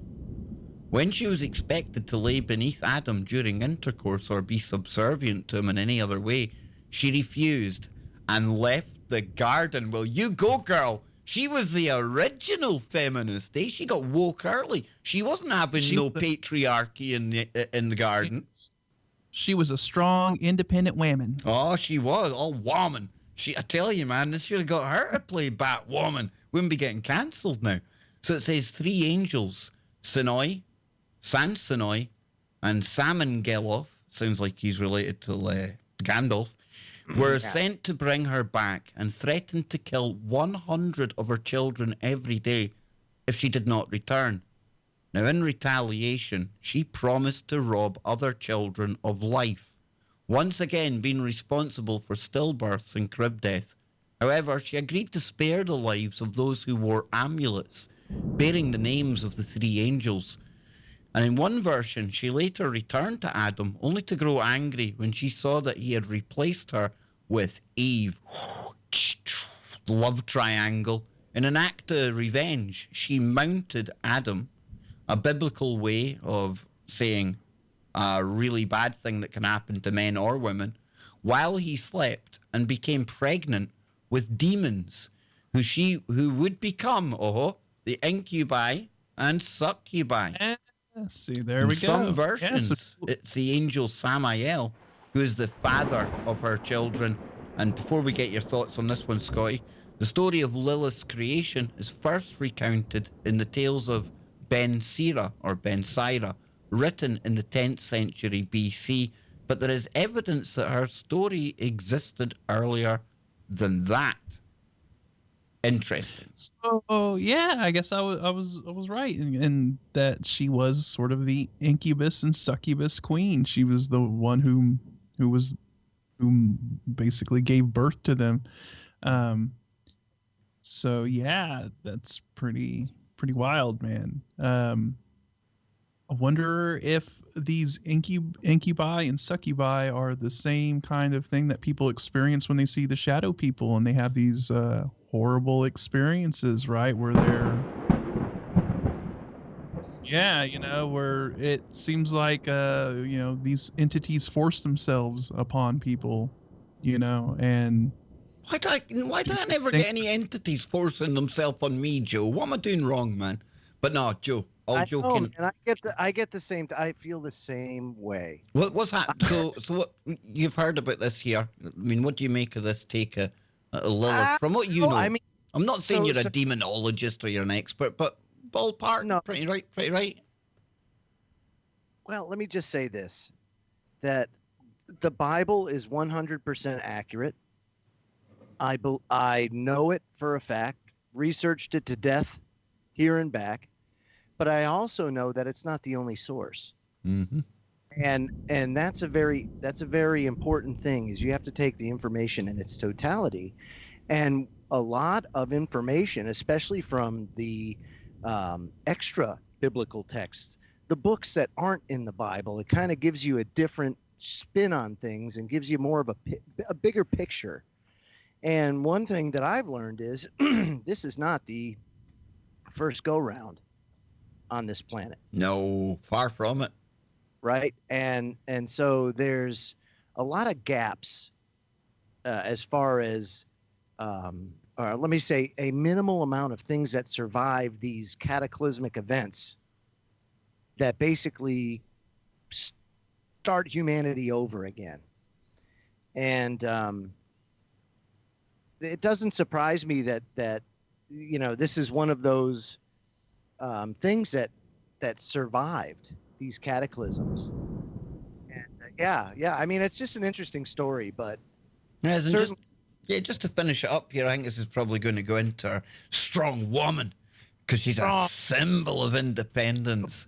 In recent years, Lilith has gone from demonic child murder, demonic child murderer, to a symbol of feminine empowerment and independence. Oh yeah, she's woke, baby. Despite the controversy around it, Lilith's rebellion against Adam and her refusal to submit to his toxic ways made her a symbol of free will that many women have latched onto over the years. Yeah, don't worry about the fact she was like a baby murderer or anything like that. Just the fact she stood up to the patriarchy. So were they, the feminazis. They're baby murderers. They get You sound like Alex Jones now. Good man. right. Who doesn't want to just run away every now and then? Many feminists see Lilith as not only the first woman, but as the first independent woman. When put in a modern perspective, Lilith's role in the creation story looks and feels very similar to the actions of women fighting against oppressive societies. And her desire for independence. Right, Adam. It's 1776, Adam. So what did Adam do? The classical toxic first man that he was. Well then, Lilith, if you're going to rebel, I'm just going to make a subservient one from my own rib. There you go. I'm just going to make a clone in my own shape. That's what I'll do. Hey, Kane, where's that CRISPR kit? Bring it. So it says here, in her desire for independence and freedom. I was gonna say, he just flipped on the Snapchat filter that turns you into a woman. That's what That's what it is, man. In her desire for independence and freedom from her husband. When did it say they got married? Who married them? If they were first humans on Earth, who married them? She committed an act deemed a sin, crime by those around her, and was ultimately shunned and then replaced. Or so says the story that was written 10 centuries after she was allegedly around. Who are the others around her, other than Adam? Problem. Like, where's the sin coming from? Unless she was doing something with like a foreign object or. It sounds like she left the garden to look for a traffic cone. Oh. Brown chicken traffic cone. I'm telling you. Can you believe it though, folks? Here we have a story about an ancient demon, and they even have to hit us with wokeness in amongst this. It's crazy. You can't even read about a demon anymore without getting slapped between the eyes with Woketopia. I tell you, Joe. Yes, he's muted himself up there, I think. Oh, no, it's just bad. It's very bad. Yeah, it's pretty crazy, Scott. And you know I get triggered over these things quite easily. Yeah, I know, Kev. I know you get triggered and you end up kind of going for a 3-hour live stream. Yeah, what are you doing? Today went a bit longer than I intended. I guess so. Joe, I can't handle it when I'm sitting right, and my son the other night says, "Oh no, oh Dad, don't watch this." Well, obviously, Streisand effect. I want to watch it more now, right, Scott? You know how that goes. Don't watch something, I'm watching it. I'm like, "What's up, son?" He's like, "Don't start. Don't give it all your woke, get broke crap that you shout at the telly and that." I'm like, "What's happening?" Oh my God! And Did then he say that? I'm watching the AEW wrestling, and then this gigantor of a thing, just a silhouette at the back of the stage. I'm thinking, wow, who's this dude going to take out? Yeah, well, that dude was going to take something out, but that dude also now identifies and is trans to a woman. I mean, it's one thing like athletes like running against each other, but when you've got like a proper hairy-handed man throwing little petite athletes about, it's just going a little bit too far even for me. I know Scott's sitting there laughing. He's going, "Oh, I would love to have seen Kev when he was finding out about this." And I'm like, "No, son, she can't. It's not. No, it is. It's the first transgender." It's not right, dude. No, it's not. And it's nothing against transgender people. It's biology. It's safety of the people involved. Yeah, it is. Yeah, it is against transgender people. Yeah, it is. And Not I'm gonna all tell of you them, why. Joe. Not all of them. Not all of them, dude. But not all of them. But there are some of them out there that think that there's some sort of equality thing just because they put a wig on and grow tits. But that's not true.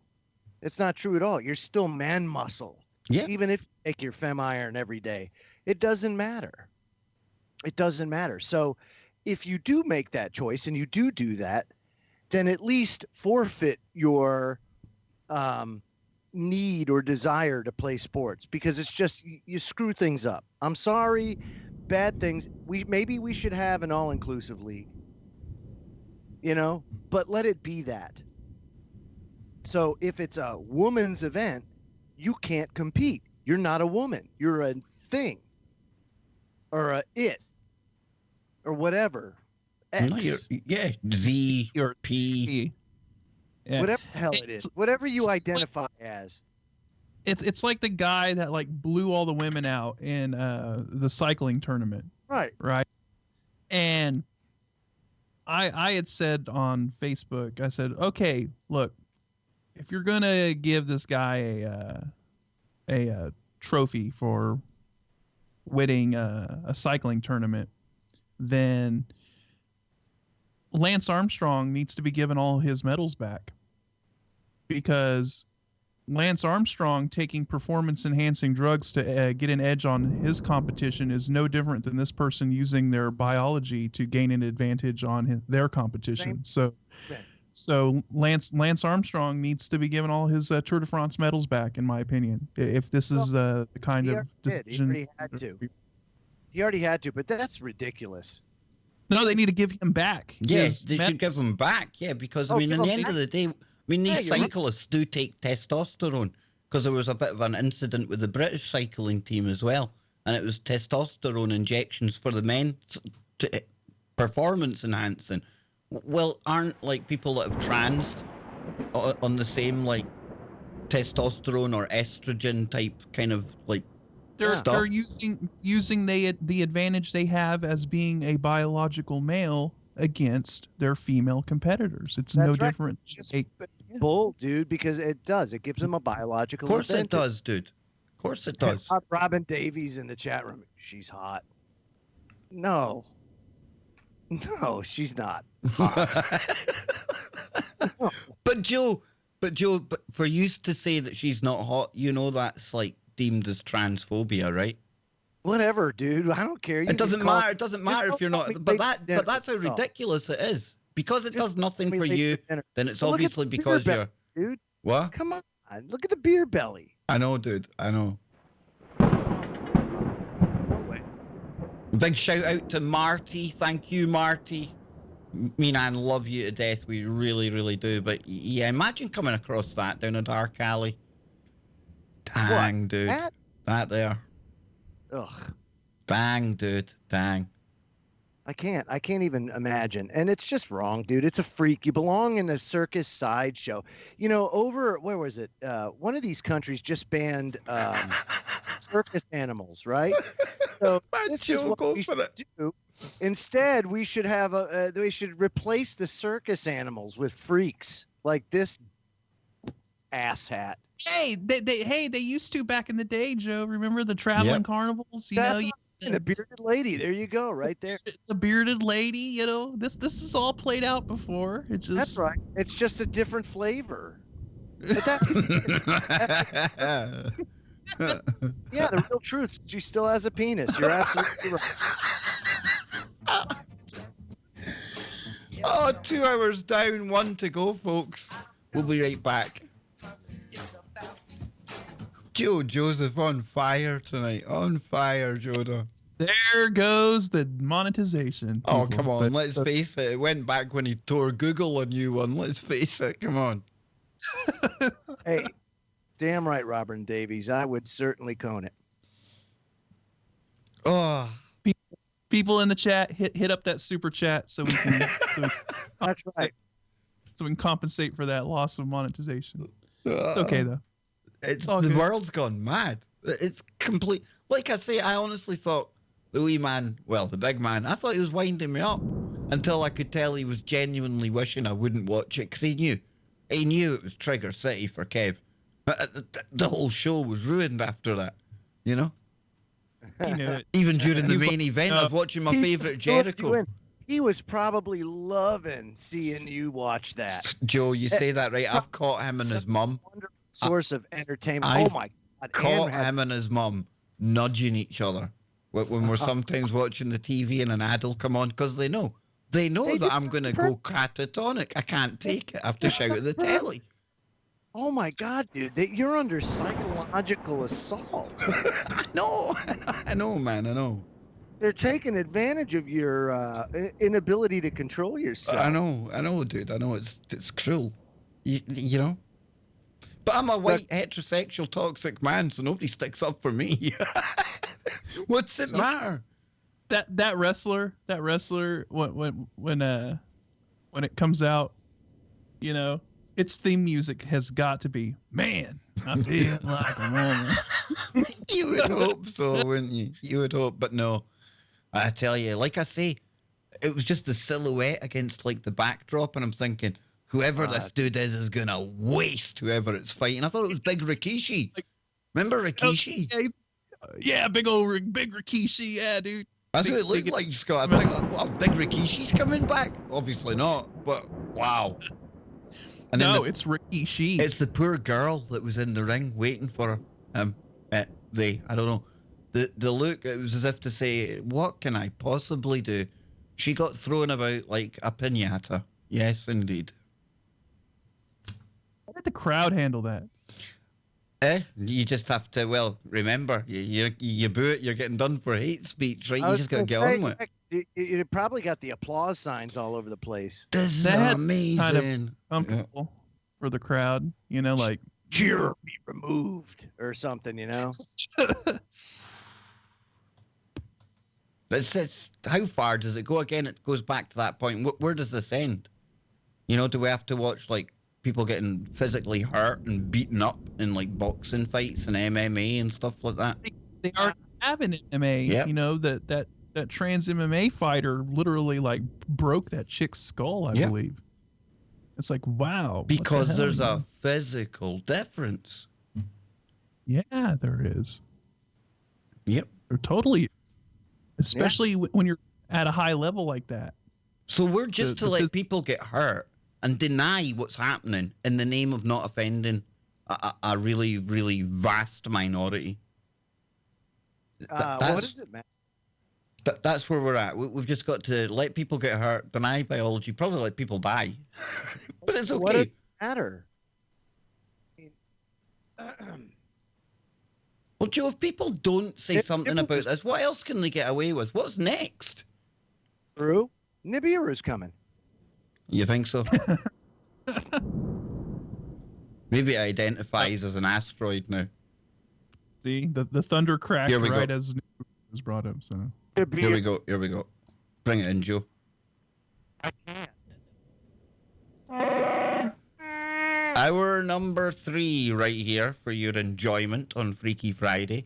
Yes, Kev Baker, Joe Joseph, and Scotty Lopez guiding you through the woo, although Joe looks rather lost right now.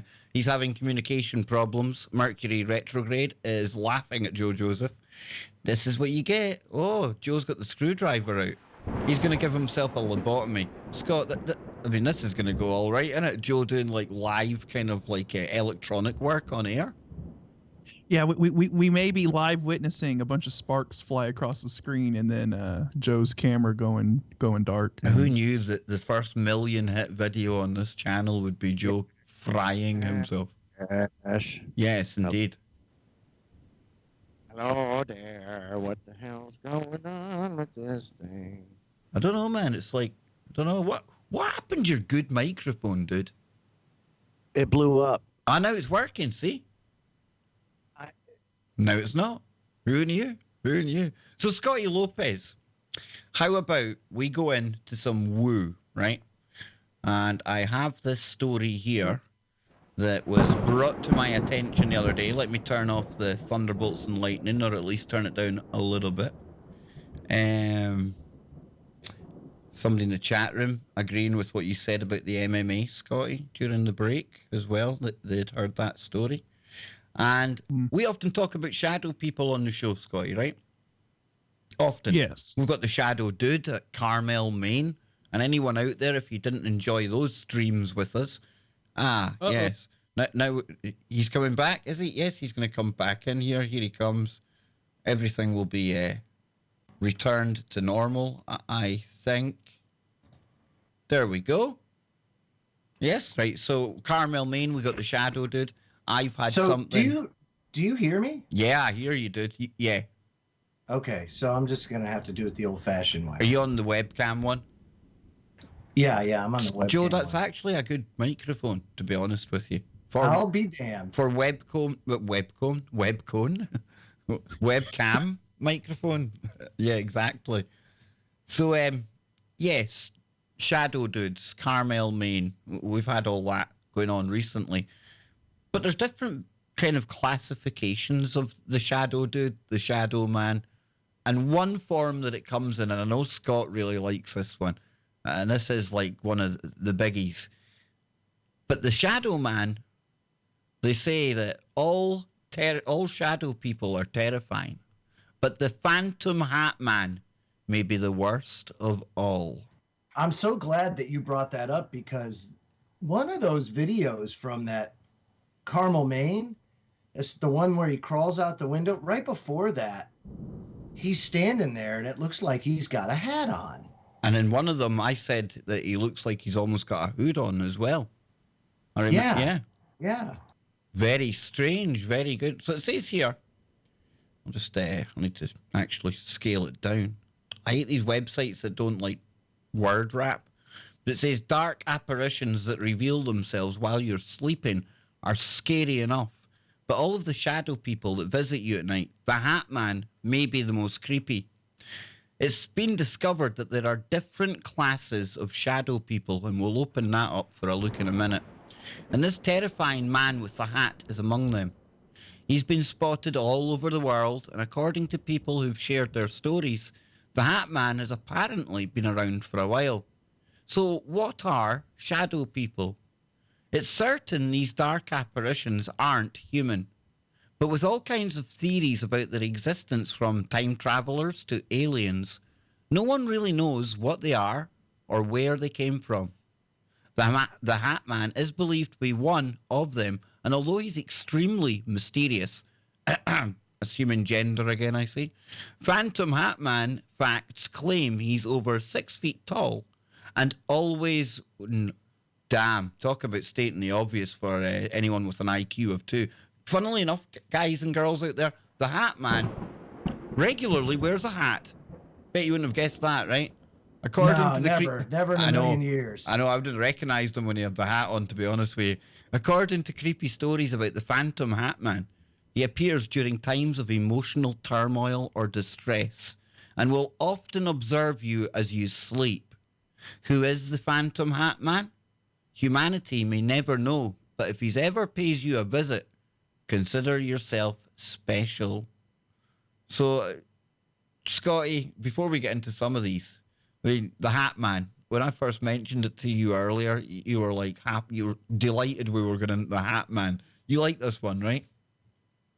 Yeah, because it's just so weird. It's so bizarre, you know. And I remember the first time we talked about the Hat Man on Freaky Friday, a long time ago. It was just one of those things where we're like, what is going on with the Hat Man? Because there are so many different people who have experienced it. And I mean, what is this entity all about? Who is this entity? Why does it take the form of somebody wearing a hat? Well, I'll tell you what it makes me think of right away. Guys, the first time we'd heard it, and even now today, it makes me think of this. The Observer in a TV show called Fringe, because they were these characters that would observe special events that were going on. Yeah. They would turn up, and they would always have the kind of hat on, the kind of almost fedora-style hat. That's kind of the same like vibe I get from the Hat Man as well, like almost like a witness. Oh, yeah, or a Men in Black kind of situation, a little bit, that sort of thing. Or for anybody who's into video games, G-Man from Half-Life. Yep. Like you got like the character that just is kind of wearing a suit and a hat, and that they just always kind of mysteriously pop up and they're observing people or they're watching them for some reason. Well, let's take it deeper then, right? I get. Because J.J. Abrams, he's the guy behind Fringe, and you look at some of the big franchises he's worked on now. He's like their new go-to guy, right? He's the big guy. He's like, for example, the new Kubrick. So could it be that when we're watching some of his stuff, and bear in mind he opened up a Star Trek movie with Nibiru, that we're being shown things hidden in plain sight? Because that show itself, way back when it first came out, and I'll find out the date in a moment, but it was dealing with the existence of parallel universes, or as Geordie would like to call it, a parallel reality, where there's another Scott, another Joe, another Kev. Be Alt Joe, Alt Kev, Alt Scott, all living very similar lives to what we live here in this dimension. And this was years before all of the talk of CERN and other dimensions and stuff like that, guys. Right. It was like way ahead of the curve. In some ways, now that you look back with hindsight, it's almost as if it was programming us for some of the real science that was just around the corner. just like Star Trek, Kev. Yep. Just like it was back in the 60s, so too the torch is passed to Abrams and these other people that just kind of keep it going, these visionaries. And where do they get their information from? You got to wonder, like, where their influences are. Because I often wonder, does DARPA have an influence in it? Or maybe some of these investors that could be billionaire related, Well, I had on Tiffany Fitzhenry just recently, screenwriter from Hollywood. And she told me, Kev, it's not like the CIA or the Pentagon just come in and like let's say, put in like a bit of product placement or advise you on this part of the script. No, they come in and take over. So when you get to a point, she was saying, when you're meeting with the finance people, Joe, you're schmoozing, they're telling you that you're the next best thing, but then all of a sudden you realize that all your work, it's getting scrutinized, and you're basically just a puppet for, like you said there, DARPA, Pentagon, and a lot of these things, even though we don't know it at times, totally brought to us by the military. And a show like Fringe with some of the things in it, 2008, that's when you go back to for this. That's over 10 2008. years ago. Yeah, and yep. And it was quite profound because the end of season 1, the way that they portrayed or really blew the lid off the parallel dimension was the fact that Olivia, the main character, Anna Torv, she stood in a massive high-rise building speaking to somebody in the other universe. And when the screenshot, when the camera pans out, she's in the World Trade Center. Big problem. World Trade Center isn't about in our timeline, but in this other verse, it's there. Yeah, exactly. And again, Wow. way before people were talking Mandela effects, way before people were talking about what CERN was going to be doing, like the CERN scientists telling us about alternative realities and things like that. Sure, many worlds theory, that's been out there for a while. They could have picked up on that. But just the timing of it now, and it really did, it set the foundation for when people like CERN were saying other dimensions, it wasn't that shock, it wasn't that wow that we would have had without the programming of Fringe and other shows. In a way, yeah, and in a way, it's kind of like how the X-Files Yeah, was yeah, back big with time. the Yeah, very X-Files. much so. And, you know, how the X-Files talked about a lot of topics and brought up a lot of things that, you know, we ended up kind of talking about later on, right? I mean, the X-Files, you know, was kind of basically the Fringe of its time, or like you'd say the Fringe is like the X-Files of its time, right? Big time. And then you had kind of the spin-off series, right? The Lone Gunman, which had that whole thing going on about that, you know, about That same day. something. Yep. That same day, you know, then bringing up those buildings, and just very interesting how you have some of this kind of revelation of the method, predictive programming kind of stuff going on in these series. You know, they talk about things way ahead of time that end up coming to fruition. So I mean, I used to listen to like the Fringe podcast and things like the fan podcast, and what always used to get me, guys, was even the most outrageous plot in the show, like some chemical weapon or some concoction that was working with DNA. What they were doing was, the people writing it, they were literally going to like physics, biology theory papers and things that were out there, Scott. They were actually things that had been talked about in science, like very, very almost into the realms of pseudoscience, but there was always something real to back it up, you know? Like, it's not totally fictional because look what they're working on in the real world kind of thing. It's weird. And what's the current series now that's doing a lot of that? Well, Black Mirror, right? Wouldn't you say that it's kind of the one right now that touches upon interesting sort of things that I would you can say see. that is more again, it's a different way of revealing the same stuff. I get what you're saying, but I think that's more a look at where the technology's taking us, as opposed to laying out the technology for us to get used to and normalize it. If that makes sense. It's a different avenue that they're taking. Yeah. Basically. It's another sort of way that they're doing it. Very clever though, and I love it. Yeah. So, yeah, very interesting. And even in X-Files, you had the smoking man, right? He's kind of another one of these guys that you know, you can tie into the whole kind of Hat Man sort of situation. I get the whole Men in Black vibe and all.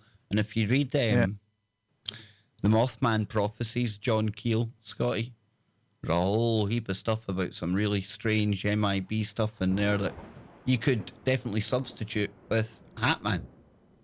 So, yeah. So we'll go back and we'll get a couple more of these Hatman stories. But, yeah, definitely glad I found this one. According to everyone who's seen him, the Hatman appears as a completely dark figure, like other shadow people. The obvious difference is that Hatman wears a hat which has appeared as a top hat in some sightings and a fedora in others. While many people, now if something appeared with a top hat on in my room when I'm sleeping at night, I would have the brown worm stuff running down the inside of my legs, Scotty, it would rapidly turn into a watery bed. If a top hat, that's like an Undertaker or something, dude. Yeah, I watched one of these kind of these shows on TV that talk about different ghost stories, and they interview the family and, you know, kind of their experience, like, I don't know, like My Haunted House or something like that. And they had sort of a Hat Man situation going on in their house, and the entity was wearing a top hat, like you said. See, I don't like that. They did their little representation of it to kind of show what they saw, you know, and all you saw was the shadowy figure in the window wearing a top hat. And I was like, whoo. There's something about that, man. There's something about that whole Victorian kind of period that puts the willies up me, dude. I don't like it. There's something about back then. I don't know what it was. Maybe I was around back then and somebody like tamper-feared with me. I don't know what it was, Scott, but that kind of time period, I don't like it. So it says here, while many people are unable to make out what he is wearing, some reports seen old-fashioned clothing, oh no, it's a Victorian, a long trench coat or a cape. Oh, damn. Usually anything wearing a cape is pretty cool. Not when it's a shadow dude, though. And he always appears at least 6 feet tall. The Hat Man's face is also usually indistinguishable, but many who he has visited have claimed he has glowing red eyes. Sounds like the Mothman, not to be mistaken with the Mothman, but the real Mothman, Scott. Yeah. Yes. The glowing red eyes is usually a sign that you're in a world of trouble. Yeah, there's never been any good stories I've come across. Oh, I once met this cracking guy, good-looking dude, and piercing, lovely red eyes. Nah, it doesn't go like that. There have also been reports that the Hat Man carries a gold watch attached to a chain on his belt and will occasionally look at it. Now, why does that strike me as almost some kind of Time Lord? That this dude is, traveler. I think I think that fits, Scott. And again, I'm kind of biased by the whole Fringe kind of experience where they're like policing the dimensions and that. I get it. But then it says here, although some people claim the Hat Man has attacked them, he is usually content just to watch. Brown chicken, brown cow. He's got a bit of a voyeur in the room here, the old Hat Man. So people who claim the Hat Man has attacked them tell stories about being jumped on or choked and have experienced burning in their chest or tingling on their scalp. Most shadow people are said to often do this, but according to Heidi Hollis, the Hat Man is usually happy just watching. He tends to stay longer than most shadow people as well. And he has been spotted watching people in the mirror, bending over them while they sleep, or just hanging out in the corner with a creepy smile on his face. Perhaps not attacking a person and simply observing from afar is much more terrifying, especially since many people insist that Hat Man has a solid form, unlike shadow people. Now, this is starting to sound more like the one at Carmel, Maine. That looked more physical than, like, ethereal. Yeah, instead of like some ectoplasmy, shimmery effect, that looked like... Yeah, we're talking about a physical manifestation. You see it flying out the window. It moves curtains and things. That's a different quality of thing altogether. So perhaps, where is it now? Solid form. And while shadow people tend to just disappear when it's time for them to leave, Hat Man has been seen floating or sometimes just walking out the door. Right, Shadow Dude is a Hat Man dude at Carmel, Maine. Sounds like it. It does. He's ticking boxes here along the way. Yeah. He's ticking all the boxes here. And Hat Man often appears during times of trauma, aggression, or other negative emotional disturbances. So in many cases, the Hat Man seems to be hanging around areas where there are negative emotions taking place, such as households that have experienced domestic abuse, fighting, or depressed family members. Some people believe that the Hat Man is a demon sent to bring those who are about to die to hell. Others think he is actually the devil himself. And Heidi Hollis may be able to back that up with a story. A German soldier told her about witnessing the Hat Man, asking who he was and being told Scratch, another name for the devil. Hollis also recounted the story of a man who woke up to find himself in hospital and the Hat Man close by. Now, according to the story, the Hat Man quickly disappeared after the man woke up, but not before saying, "I almost had you." Ooh. Damn, dude. Some people believe that the Hat Man emits very powerful negative energy and feeds off the fear he causes. Now, I would argue that most of these entities are doing that. I would say that's the purpose of them being there in the first place, because that's like an energy source, literal energy source, Scotty. You know, like batteries to a machine. We're like the energy it takes. Yeah, and that seems to be the common theme amongst all shadow entities, not just the Hat Man, you know, that they seem to cause people to slip into depression or... That's one thing I would say about that house in Carmel, Maine, Scott. And it's not to have a go at the guy or anything else, but see when you're watching that, I mean, that one where the shadow dude flies out the window, for example. You can see that's broad daylight outside the house, right? But that's got to be one of the darkest houses that you can see, because anytime he's filming around it, I mean, you'll see a window and it's a bit of daylight outside, but the house itself, it's like so dark, dude. Yeah. Yeah, man. You know what I mean? It's like weird. That room with the window, that should be quite a well-lit room. But yeah, it just feels like there's something there even when there's nothing there. Yeah, it's like even though it looks like he has lights in there, yeah, that the house is just, it's almost like the entity itself or absorbing or the energy there is just sucking the light out of that place. That's what it feels like. Yep. Yeah, yeah. And I've seen that in other cases too, where, you know, I'd be watching these shows and there was a guy who was experiencing a shadow entity in his house, and he goes in his house and it's almost like Carmel, Maine. Like you said, his house looked really, really dark. It just had that vibe to it. As soon as you walked in, like, wow, this is a dark place. You know, yes. And I'm with, it's something that I noticed when we watched it at the time, but I didn't want to sound like I was criticizing the guy's house or anything, but it's more like you're talking about, it's as if something's taking the light clean out of it, you know? It just can't lighten up or brighten up. So it says people can usually feel when they're being watched, and a gaze from the Hat Man is no exception. Many have also noted a very dark energy emitted from him and said they immediately knew he was extremely evil and very likely wanted to kill them. Now, some get the feeling that the Hat Man is enjoying their fear and actually feeding off it. It's possible, however, that since people who witness the Hat Man are usually already in a fearful, angry, or other emotionally charged state thanks to whatever negative thing is going on in their life, that they associate Hat Man with their negative feelings.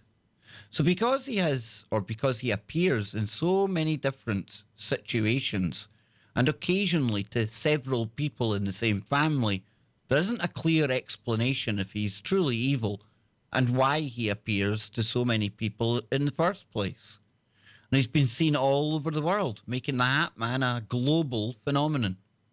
In 2001, the subject of shadow people was first introduced to the mainstream media via Coast to Coast AM. Whoop, whoop. After the broadcast, many people sent in drawings of what they had seen and shared stories about their experiences with shadow people. Author and strange encounter enthusiast Heidi Hollis noted that there was a commonly seen shadow person that she named Hat Man, and people all over the world claimed to have been visited by him as well.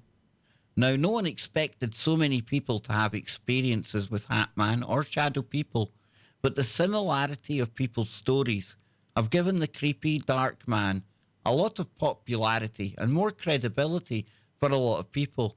Now, you can find stories all over the internet from those who have encountered him, and one person started a website specifically to collect tales about the Hat Man sightings.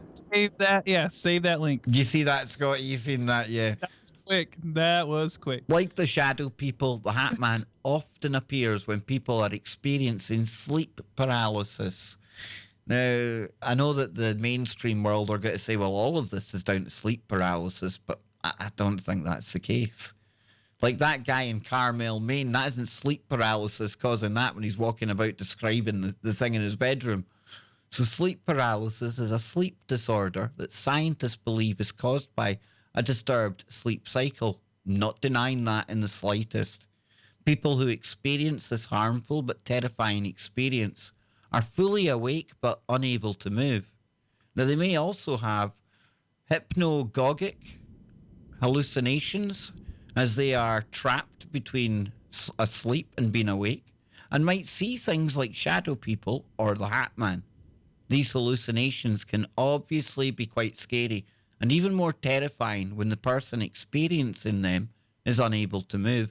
Now, scientists have no explanation for why so many people see the same creepy apparition. So, Scotty, we're on the break. Wow. Yeah.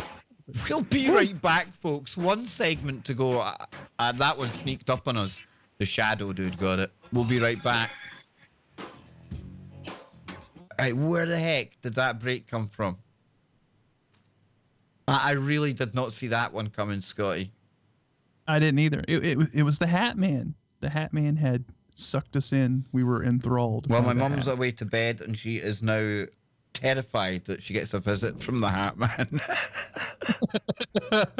So good night, Pearly. Yes, good night, Mum. Yes. Yes. Good night, Pearl. Have a wonderful rest. Just if the silhouette of a hat comes into the room, don't blame me and Scott. We didn't summon it. We didn't do it on purpose.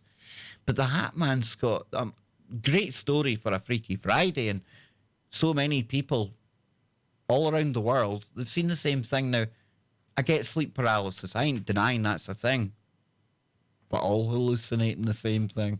Yes. Yeah. But why? Yeah. Exactly. I was going to say, why are so many people hallucinating the same thing? You would think that There'd be some variation. There'd be a lot of variation just depending on what the person's brain, like a dream or something, right? People have different dreams and all that stuff, but to have the same entity, the same guy have the Hat Man showing up all the time, that's kind of Hat Man do. That's where he's from. Is he a Hat Man or is he a Hat Ma'am? It depends on what day of the week it is nowadays, Scotty. Yeah, wait till he tells you. Don't pronoun it at all. Hey, I think I know who the Hat Man is. Who? I think it's Rudolph. Could he be like the leader of like the Hat Man?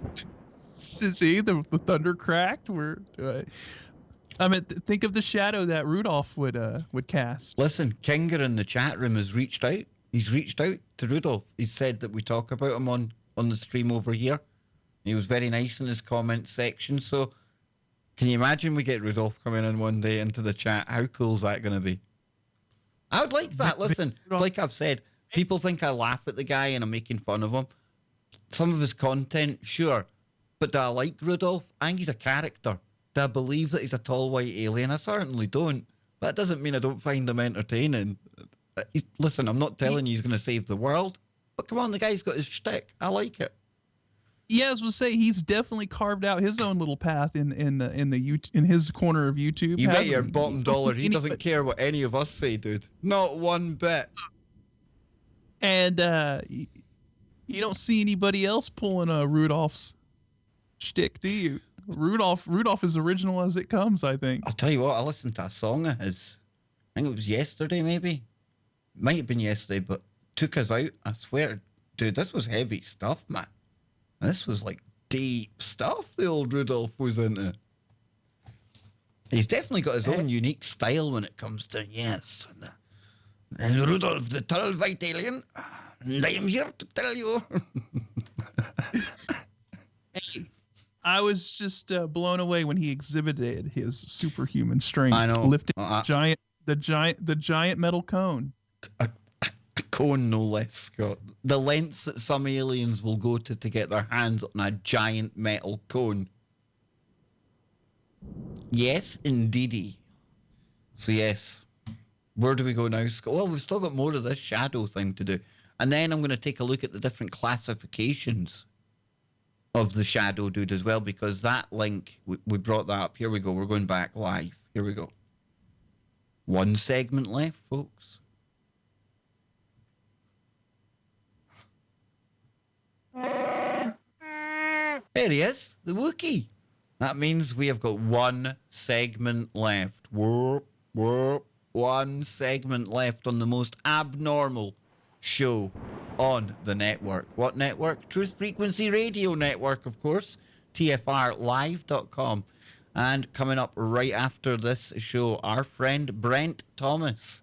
He invites you, no, he insists that you join him at the Paranormal Portal right after this on TFRlive.com and simulcasting on the Paranormal Portal YouTube channel. So please check out Brent, show him some love. And Scotty Lopez, the Hat Man. Damn, I didn't think this would be the one that would really steal the show tonight, but who knew? So much depth to the Hat Man experience. Yeah, I mean, because it's the thing of who is he? What is the Hat Man? You know, I mean, are we dealing with like an incubus? No, I don't think so, because he generally doesn't attack people, whereas an incubus would attack people. He just observes, and that's what's kind of creepy about it. He just stands there and watches over you. Could he possibly be Death, the angel of death? Is he just waiting? I mean, because that's what some of the people said. You know, maybe he knows that sometime in the future you might die, and that he's just waiting to take your soul. You know, who knows? Who knows? It's what? Almost like there is a waiting element, but almost like an opportunist as well, because the people live to tell the tale. Do you know what I mean? It's like they were there on the off chance, or were they just there, that presence to generate the fear vibe so they can feed? It's insane. And then the whole watch thing is weird, right? You know, he's checking the time. Like, that's what makes me think waiting? Time travel. I don't know, dude. Crazy. And that's something John Keel said as well about his investigations. You know, when these men in black, these strange things would turn up at people's houses, they would be acting weird, Scotty. Like, some of them would be asking the time all the time and looking at the time and couldn't even tell the time. And you're thinking, what's going on there? And then they've got equipment with them to record the interview, and they've never used the equipment before.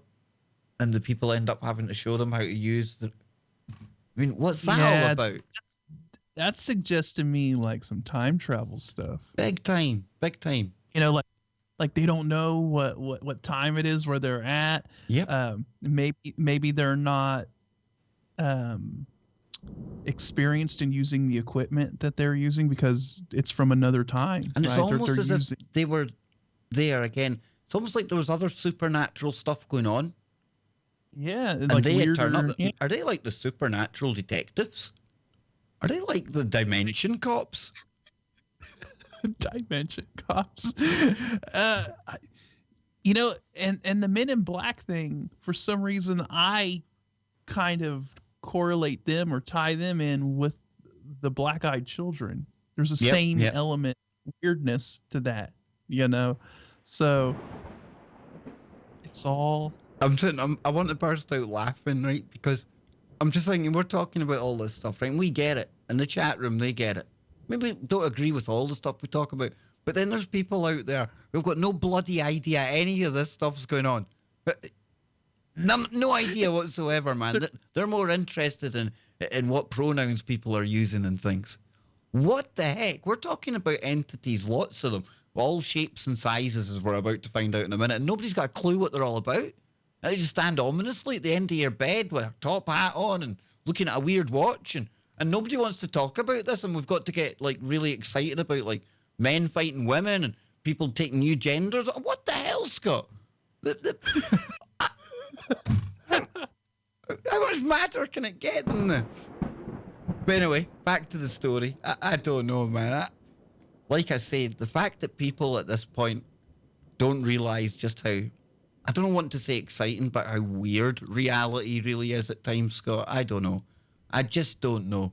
So anyway, it says here, Hat Man often appears in the bedroom, and many first saw him when they were children. Now, although the Hat Man can seemingly appear at any time of the day in any location, Carmel, Maine absolutely proves that one. Many encounters people recount have taken place in bedrooms, with a large amount of sightings occurring in basements. Now, why this is the case isn't entirely clear, but since many basements are dark and scary to begin with, it makes sense. Now, considering many encounters with the Hat Man take place when the person visited is about to go to sleep, has just woken up, or is already asleep, the Hat Man appearing in the bedroom makes sense too. Now, lots of witnesses have met the Hat Man when they were children and kept the stories to themselves for many years, either because they didn't want to be thought of as crazy, or they didn't believe the story themselves. While some people only see Hat Man once during their lifetime, he has allegedly visited other people for several years. Oh, now at Carmel, Maine again, Scott. The one I seen, only once in the toilet, corner of the eye, but definitely somebody there. Although it couldn't have been anybody there, because I've told that story before. I spoke to the thing I seen out the corner of my eye like it's my son. I think he's in the toilet. And then my son answers me from the bedroom, which totally threw me off, Scott. It's like, whoa, where the heck did that come from? You're not... And that's when I realised, holy heck, and I've got the goosebumps thinking about it. But once, just a one-off. So we're finding out now people have, like, a relationship with it. So it says, strangely dazed, shared their Hat Man story on Reddit. My now ex-boyfriend always talked about these shadow people. He saw the top Hat Man and the man in the fedora. He always said the top Hat Man came to warn him of awful things that were going to happen. I, of course, thought he was a psycho and dismissed it. 2 months later, I started to see the man in the hat next to the bed. And he would lean over me. Holy shimoly. Bet she wasn't laughing then, eh? So it says my boyfriend ended up violently assaulting several girls. I read somewhere that he may show up if you are in the presence of an evil person or dangerous environment. I also saw a different shadow man in the middle of the road in the car at night with him. I explained his appearance to my boyfriend, and he explained immediately that the man came when death occurred. Ironically, I went to a doctor the next day and I was informed I had a miscarriage the night before, and since we broke up, I haven't seen shadow people since. And at least one person saw the Hat Man with a young girl who spoke an unknown language. Oh, now we're getting into some deep woo. Yeah, this is getting crazy, it says, dude. I saw them at 18 years old in my bedroom after a particularly traumatic experience. I woke up at an incredibly late hour, probably 2 or 3 a.m. I didn't check, but something was off. And I was speaking in a language I'd never heard. I was speaking to what I can only describe as a young girl, or something with the body type of a young girl, perhaps 14 in a dress. I couldn't make out her features, but I could make out her eyes and mouth, which could only be described as sharp looking. Like a human piranha or something. She was whispering something in my ear, and I was replying in this strange language. But it wasn't just this shadowy girl. My bed was surrounded by tall, dark figures, which I could not make out the features of. Perhaps 4 of them, not counting the girl. They sat motionless and watched me, but the most striking figure was a tall man in a wide-brimmed hat, standing in the corner of the room. I could feel as if he was amused, no, more amused than the others.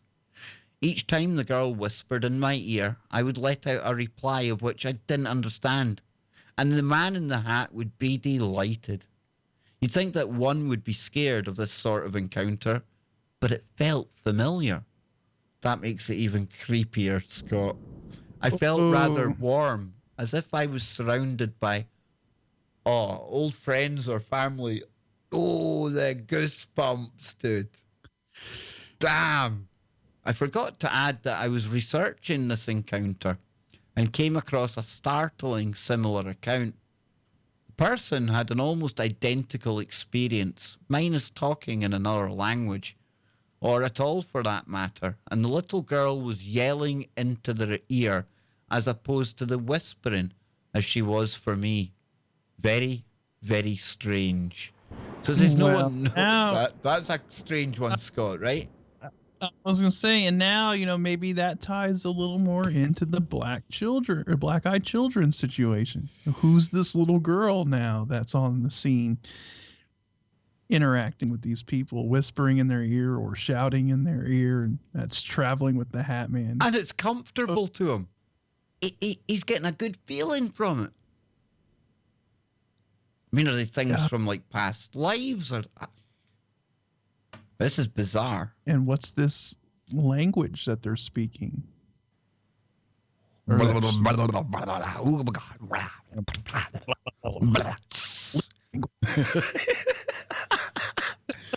one knows who the Hat Man really is, but he may be an interdimensional being or astral projection like shadow people. It says there are many theories regarding what shadow people actually are and why humans see them. And the Hat Man may have a similar explanation. Perhaps he's an interdimensional being visiting humanity from another dimension and only partially visible since he's on a different vibration that we are on. He could also be an astral projection, the shadow of a person who's currently travelling out of their human body. Now that's an interesting take, Scott. It could be an astral projection. So people that can astral project, you assume that you're not seen when you go to somewhere else. But could it be that you turn up somewhere, Scott? And why would you astral project to somebody's bedroom with like kids in it and things? I don't know. So could we kind of rank astral projection in the same realm as like oh my god, it's slipping my mind right now. I've certainly never tied it in with anything like this. Viewing, that's what I'm thinking. Remote viewing. I would say so. I'd say it's something similar, right? Yeah, because aren't you trying to like astral project yourself into you're an area you've never been? Yeah, you're literally witnessing something you've never seen. So what if we're like dealing with these guys that are wearing suits and hats in a facility somewhere that are astral projecting themselves into certain individuals' places? I mean, and for what reason? I mean, we don't know, but maybe they're checking their watch because, hey, it's almost lunchtime over at the facility. I don't know. Dude, I'm sitting here. I'm absolutely. This is what gets me with Freaky Friday. You think you've scraped every last bit of woo out of the paranormal topic, and then there's something comes along, it just totally rewrites everything. You're thinking, nah, stuff's just too crazy. It's too spooky, man. I don't have no clue what's going on anymore. So it says he could also be, I got that bit. A demon is certainly a possibility based on all the negative feelings that people feel around him. Other theories about the existence of the Hat Man include aliens, time travelers, and ghosts, as well as just a wild imagination. Now, currently, there's no scientific method to say any or to test any of these ideas. So for now, and I'd imagine for a long time yet, the Hat Man remains a very creepy mystery. Oh yes, indeed, Scott. I like how they show the Hat Man and then the hooded figure. Yes. Because wouldn't you say the Caramel Mane would be more of the hooded figure. I think so. From what I remember, I would call it the hooded figure. Yeah. And I've spoken to people who have seen the hooded figure shadow entity. Well, what about the one that your brother's seen? Did he mention anything like that? Just kind of your Just a form. Your general, Yeah, just your general shadow form. Sorry, Kev, not he didn't hang around to take a description of the thing. You know, he didn't take a photo of it. Ask him for his phone number or anything. I didn't, just your average shadow figure. There's nothing. Just a run of the mill. Yeah, just a run of the mill one. You know, the one you'd pick up in Walmart. I don't worry about it. just your generic shadow guy. You know, get one for $10.99 on Black Friday. It's all right. So here it says, well, no, that's not the right one. Where was it? The Hat Man. No, that's one where there's Hat Man stories. Oh, yeah, this might be it, actually. Yeah. So there are actually several classes of shadow people, and they all want something different from you. Now, we'll just kind of run down them, Scott. We'll just see what they all say. So it's got the Hat Man shadow watches silently. We've done the Hat Man. Aggressive shadow people attacking sleeping victims. Oof. Now, this is incubusy, succubusy, wouldn't you say? Yeah, I think we're talking stuff in that realm. I think we're talking about, incubi and succubi. It says shadow people may have plenty of ways to terrorize you without becoming violent, but some of them have no qualms about causing physical harm. People have reported being beaten, choked, and even picked up and dropped by aggressive shadow beings in their homes. Now, at that point, there's only one option, folks. Who are you going to call? Bill Bean. I tell you, these beings usually don't look much like the normal shadow people, featureless, human-shaped entities, but they harbor some serious ill will. Unfortunately, they're also the easiest to scientifically explain, since the shadow figures and choking sensations are some of the textbook symptoms of sleep paralysis. But it begs the question how you get thrown over the room, or like thrown about the place if you're in paralysis. Exactly. If you're in sleep paralysis, how are you lifted up and launched through the air? But there's some pseudo paralysis you got going on there. You know? Yeah, these are definitely the ones that I would not want to be visited by. Bill Bean. Yeah, Bill Bean definitely be on the scene if that started to occur. That should be on his card. Bill Bean on the scene. I like that. Yeah, Bill Bean on the scene. Exorcist on the scene. I get it. I like it, man. Red-eyed, Scott. Red-eyed specters can sense fear. Well, usually if something with red eyes turn up, fear is going to be my go-to reaction. So most shadow people are described as faceless black silhouettes. But if you run into a red-eyed shadow person, you're in trouble. While they generally don't harm humans physically, red-eyed shadow people are about as menacing as they come. Their only discernible features are the glowing red orbs that peer out of their pitch black faces. And according to people who claim to have encountered red-eyed shadow people, their gaze causes unadulterated terror.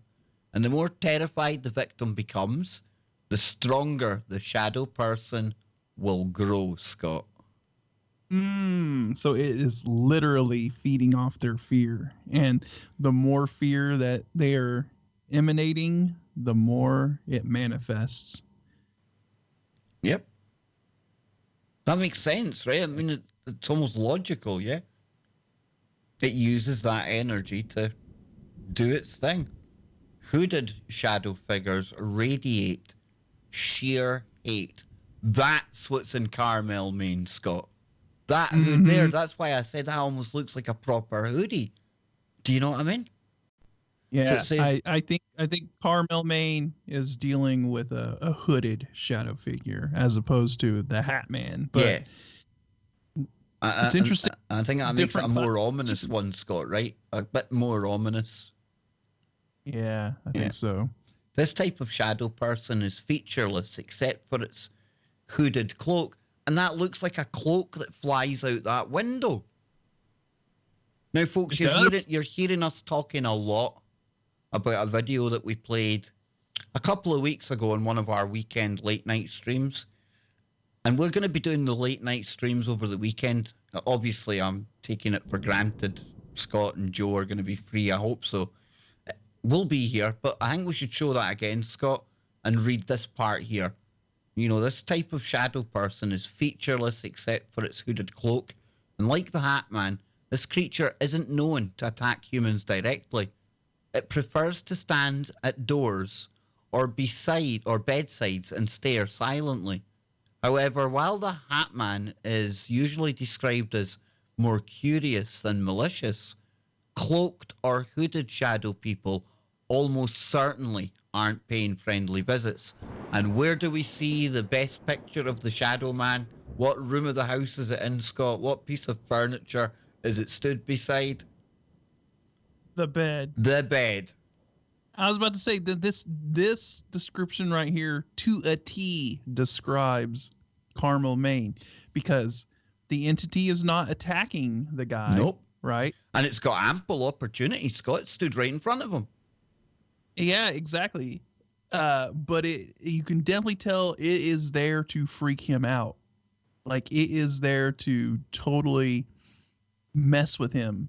And then, you know, you see it in that room, you know, that room by the bed and by the window, you know, so definitely I think he's dealing with the hooded shadow variant. Oh, the nice sound effect as well, you know. Descriptions of hooded shadow people usually include the same sinister detail.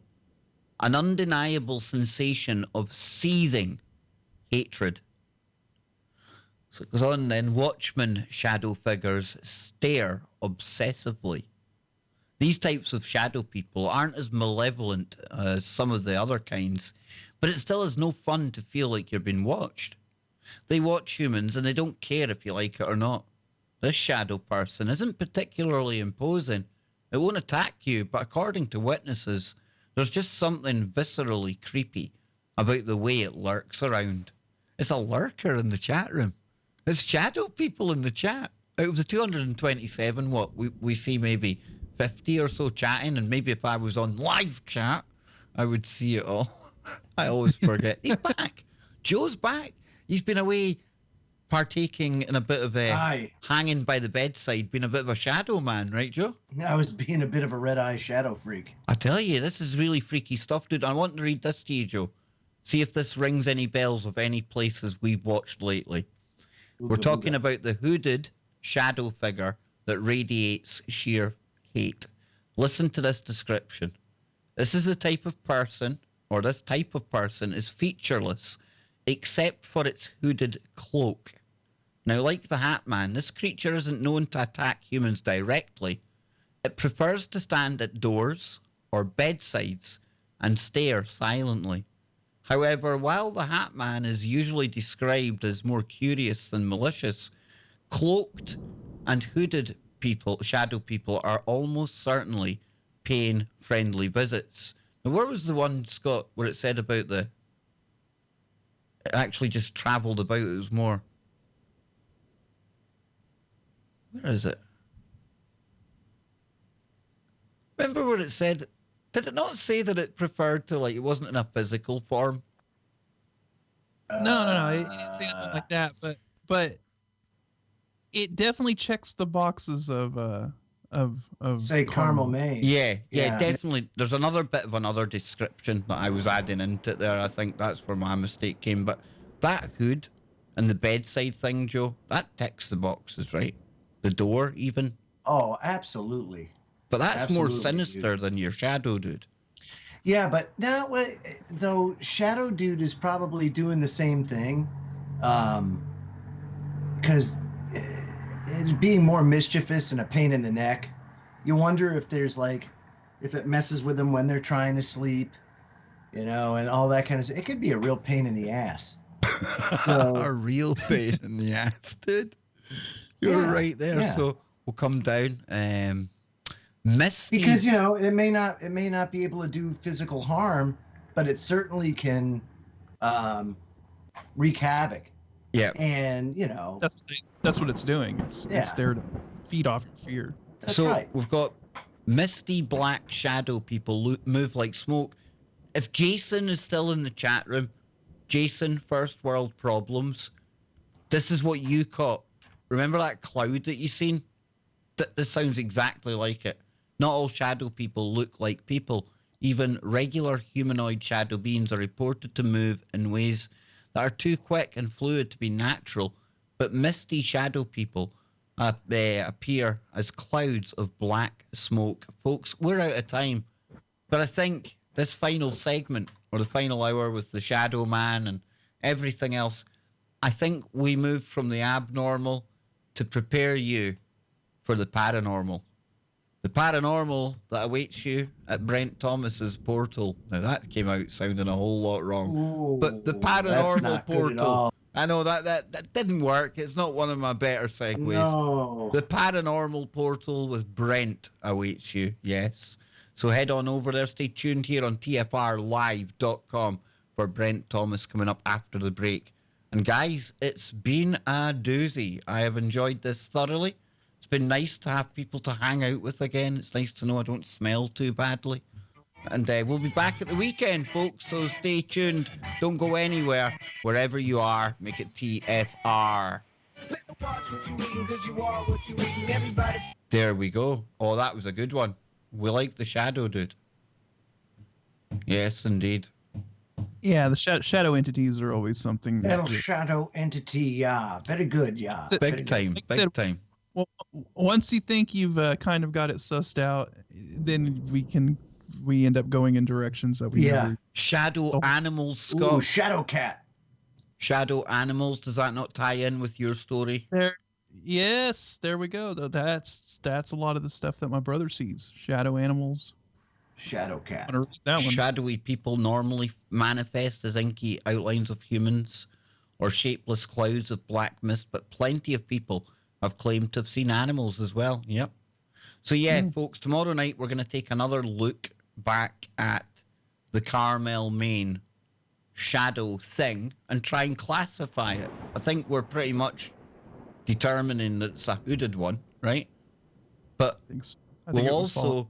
tomorrow, because Jason's given me permission, we'll take a look at the entity, the mist, the shadowy mist that he caught at... Oh, that's awesome. Oh, yeah, it's really good. Really, really good. So that's all to look forward to tomorrow. And, of course, we'll get into some really cool woo, some ludicrous stuff. Hopefully nobody will trigger me tomorrow. And everyone will be happy. So thank you all for tuning in today. Been a lot of streaming on the channel today, and I want to thank everyone out there. New members, super chats, all of you that have just come here, watched the show, shared it. Absolutely fantastic. Remember to keep looking for the woo, keep your mind open, but not to the point where the brain turns to black goo. So until next time, folks, let me play some really crap music to take us out of here. Later, y'all.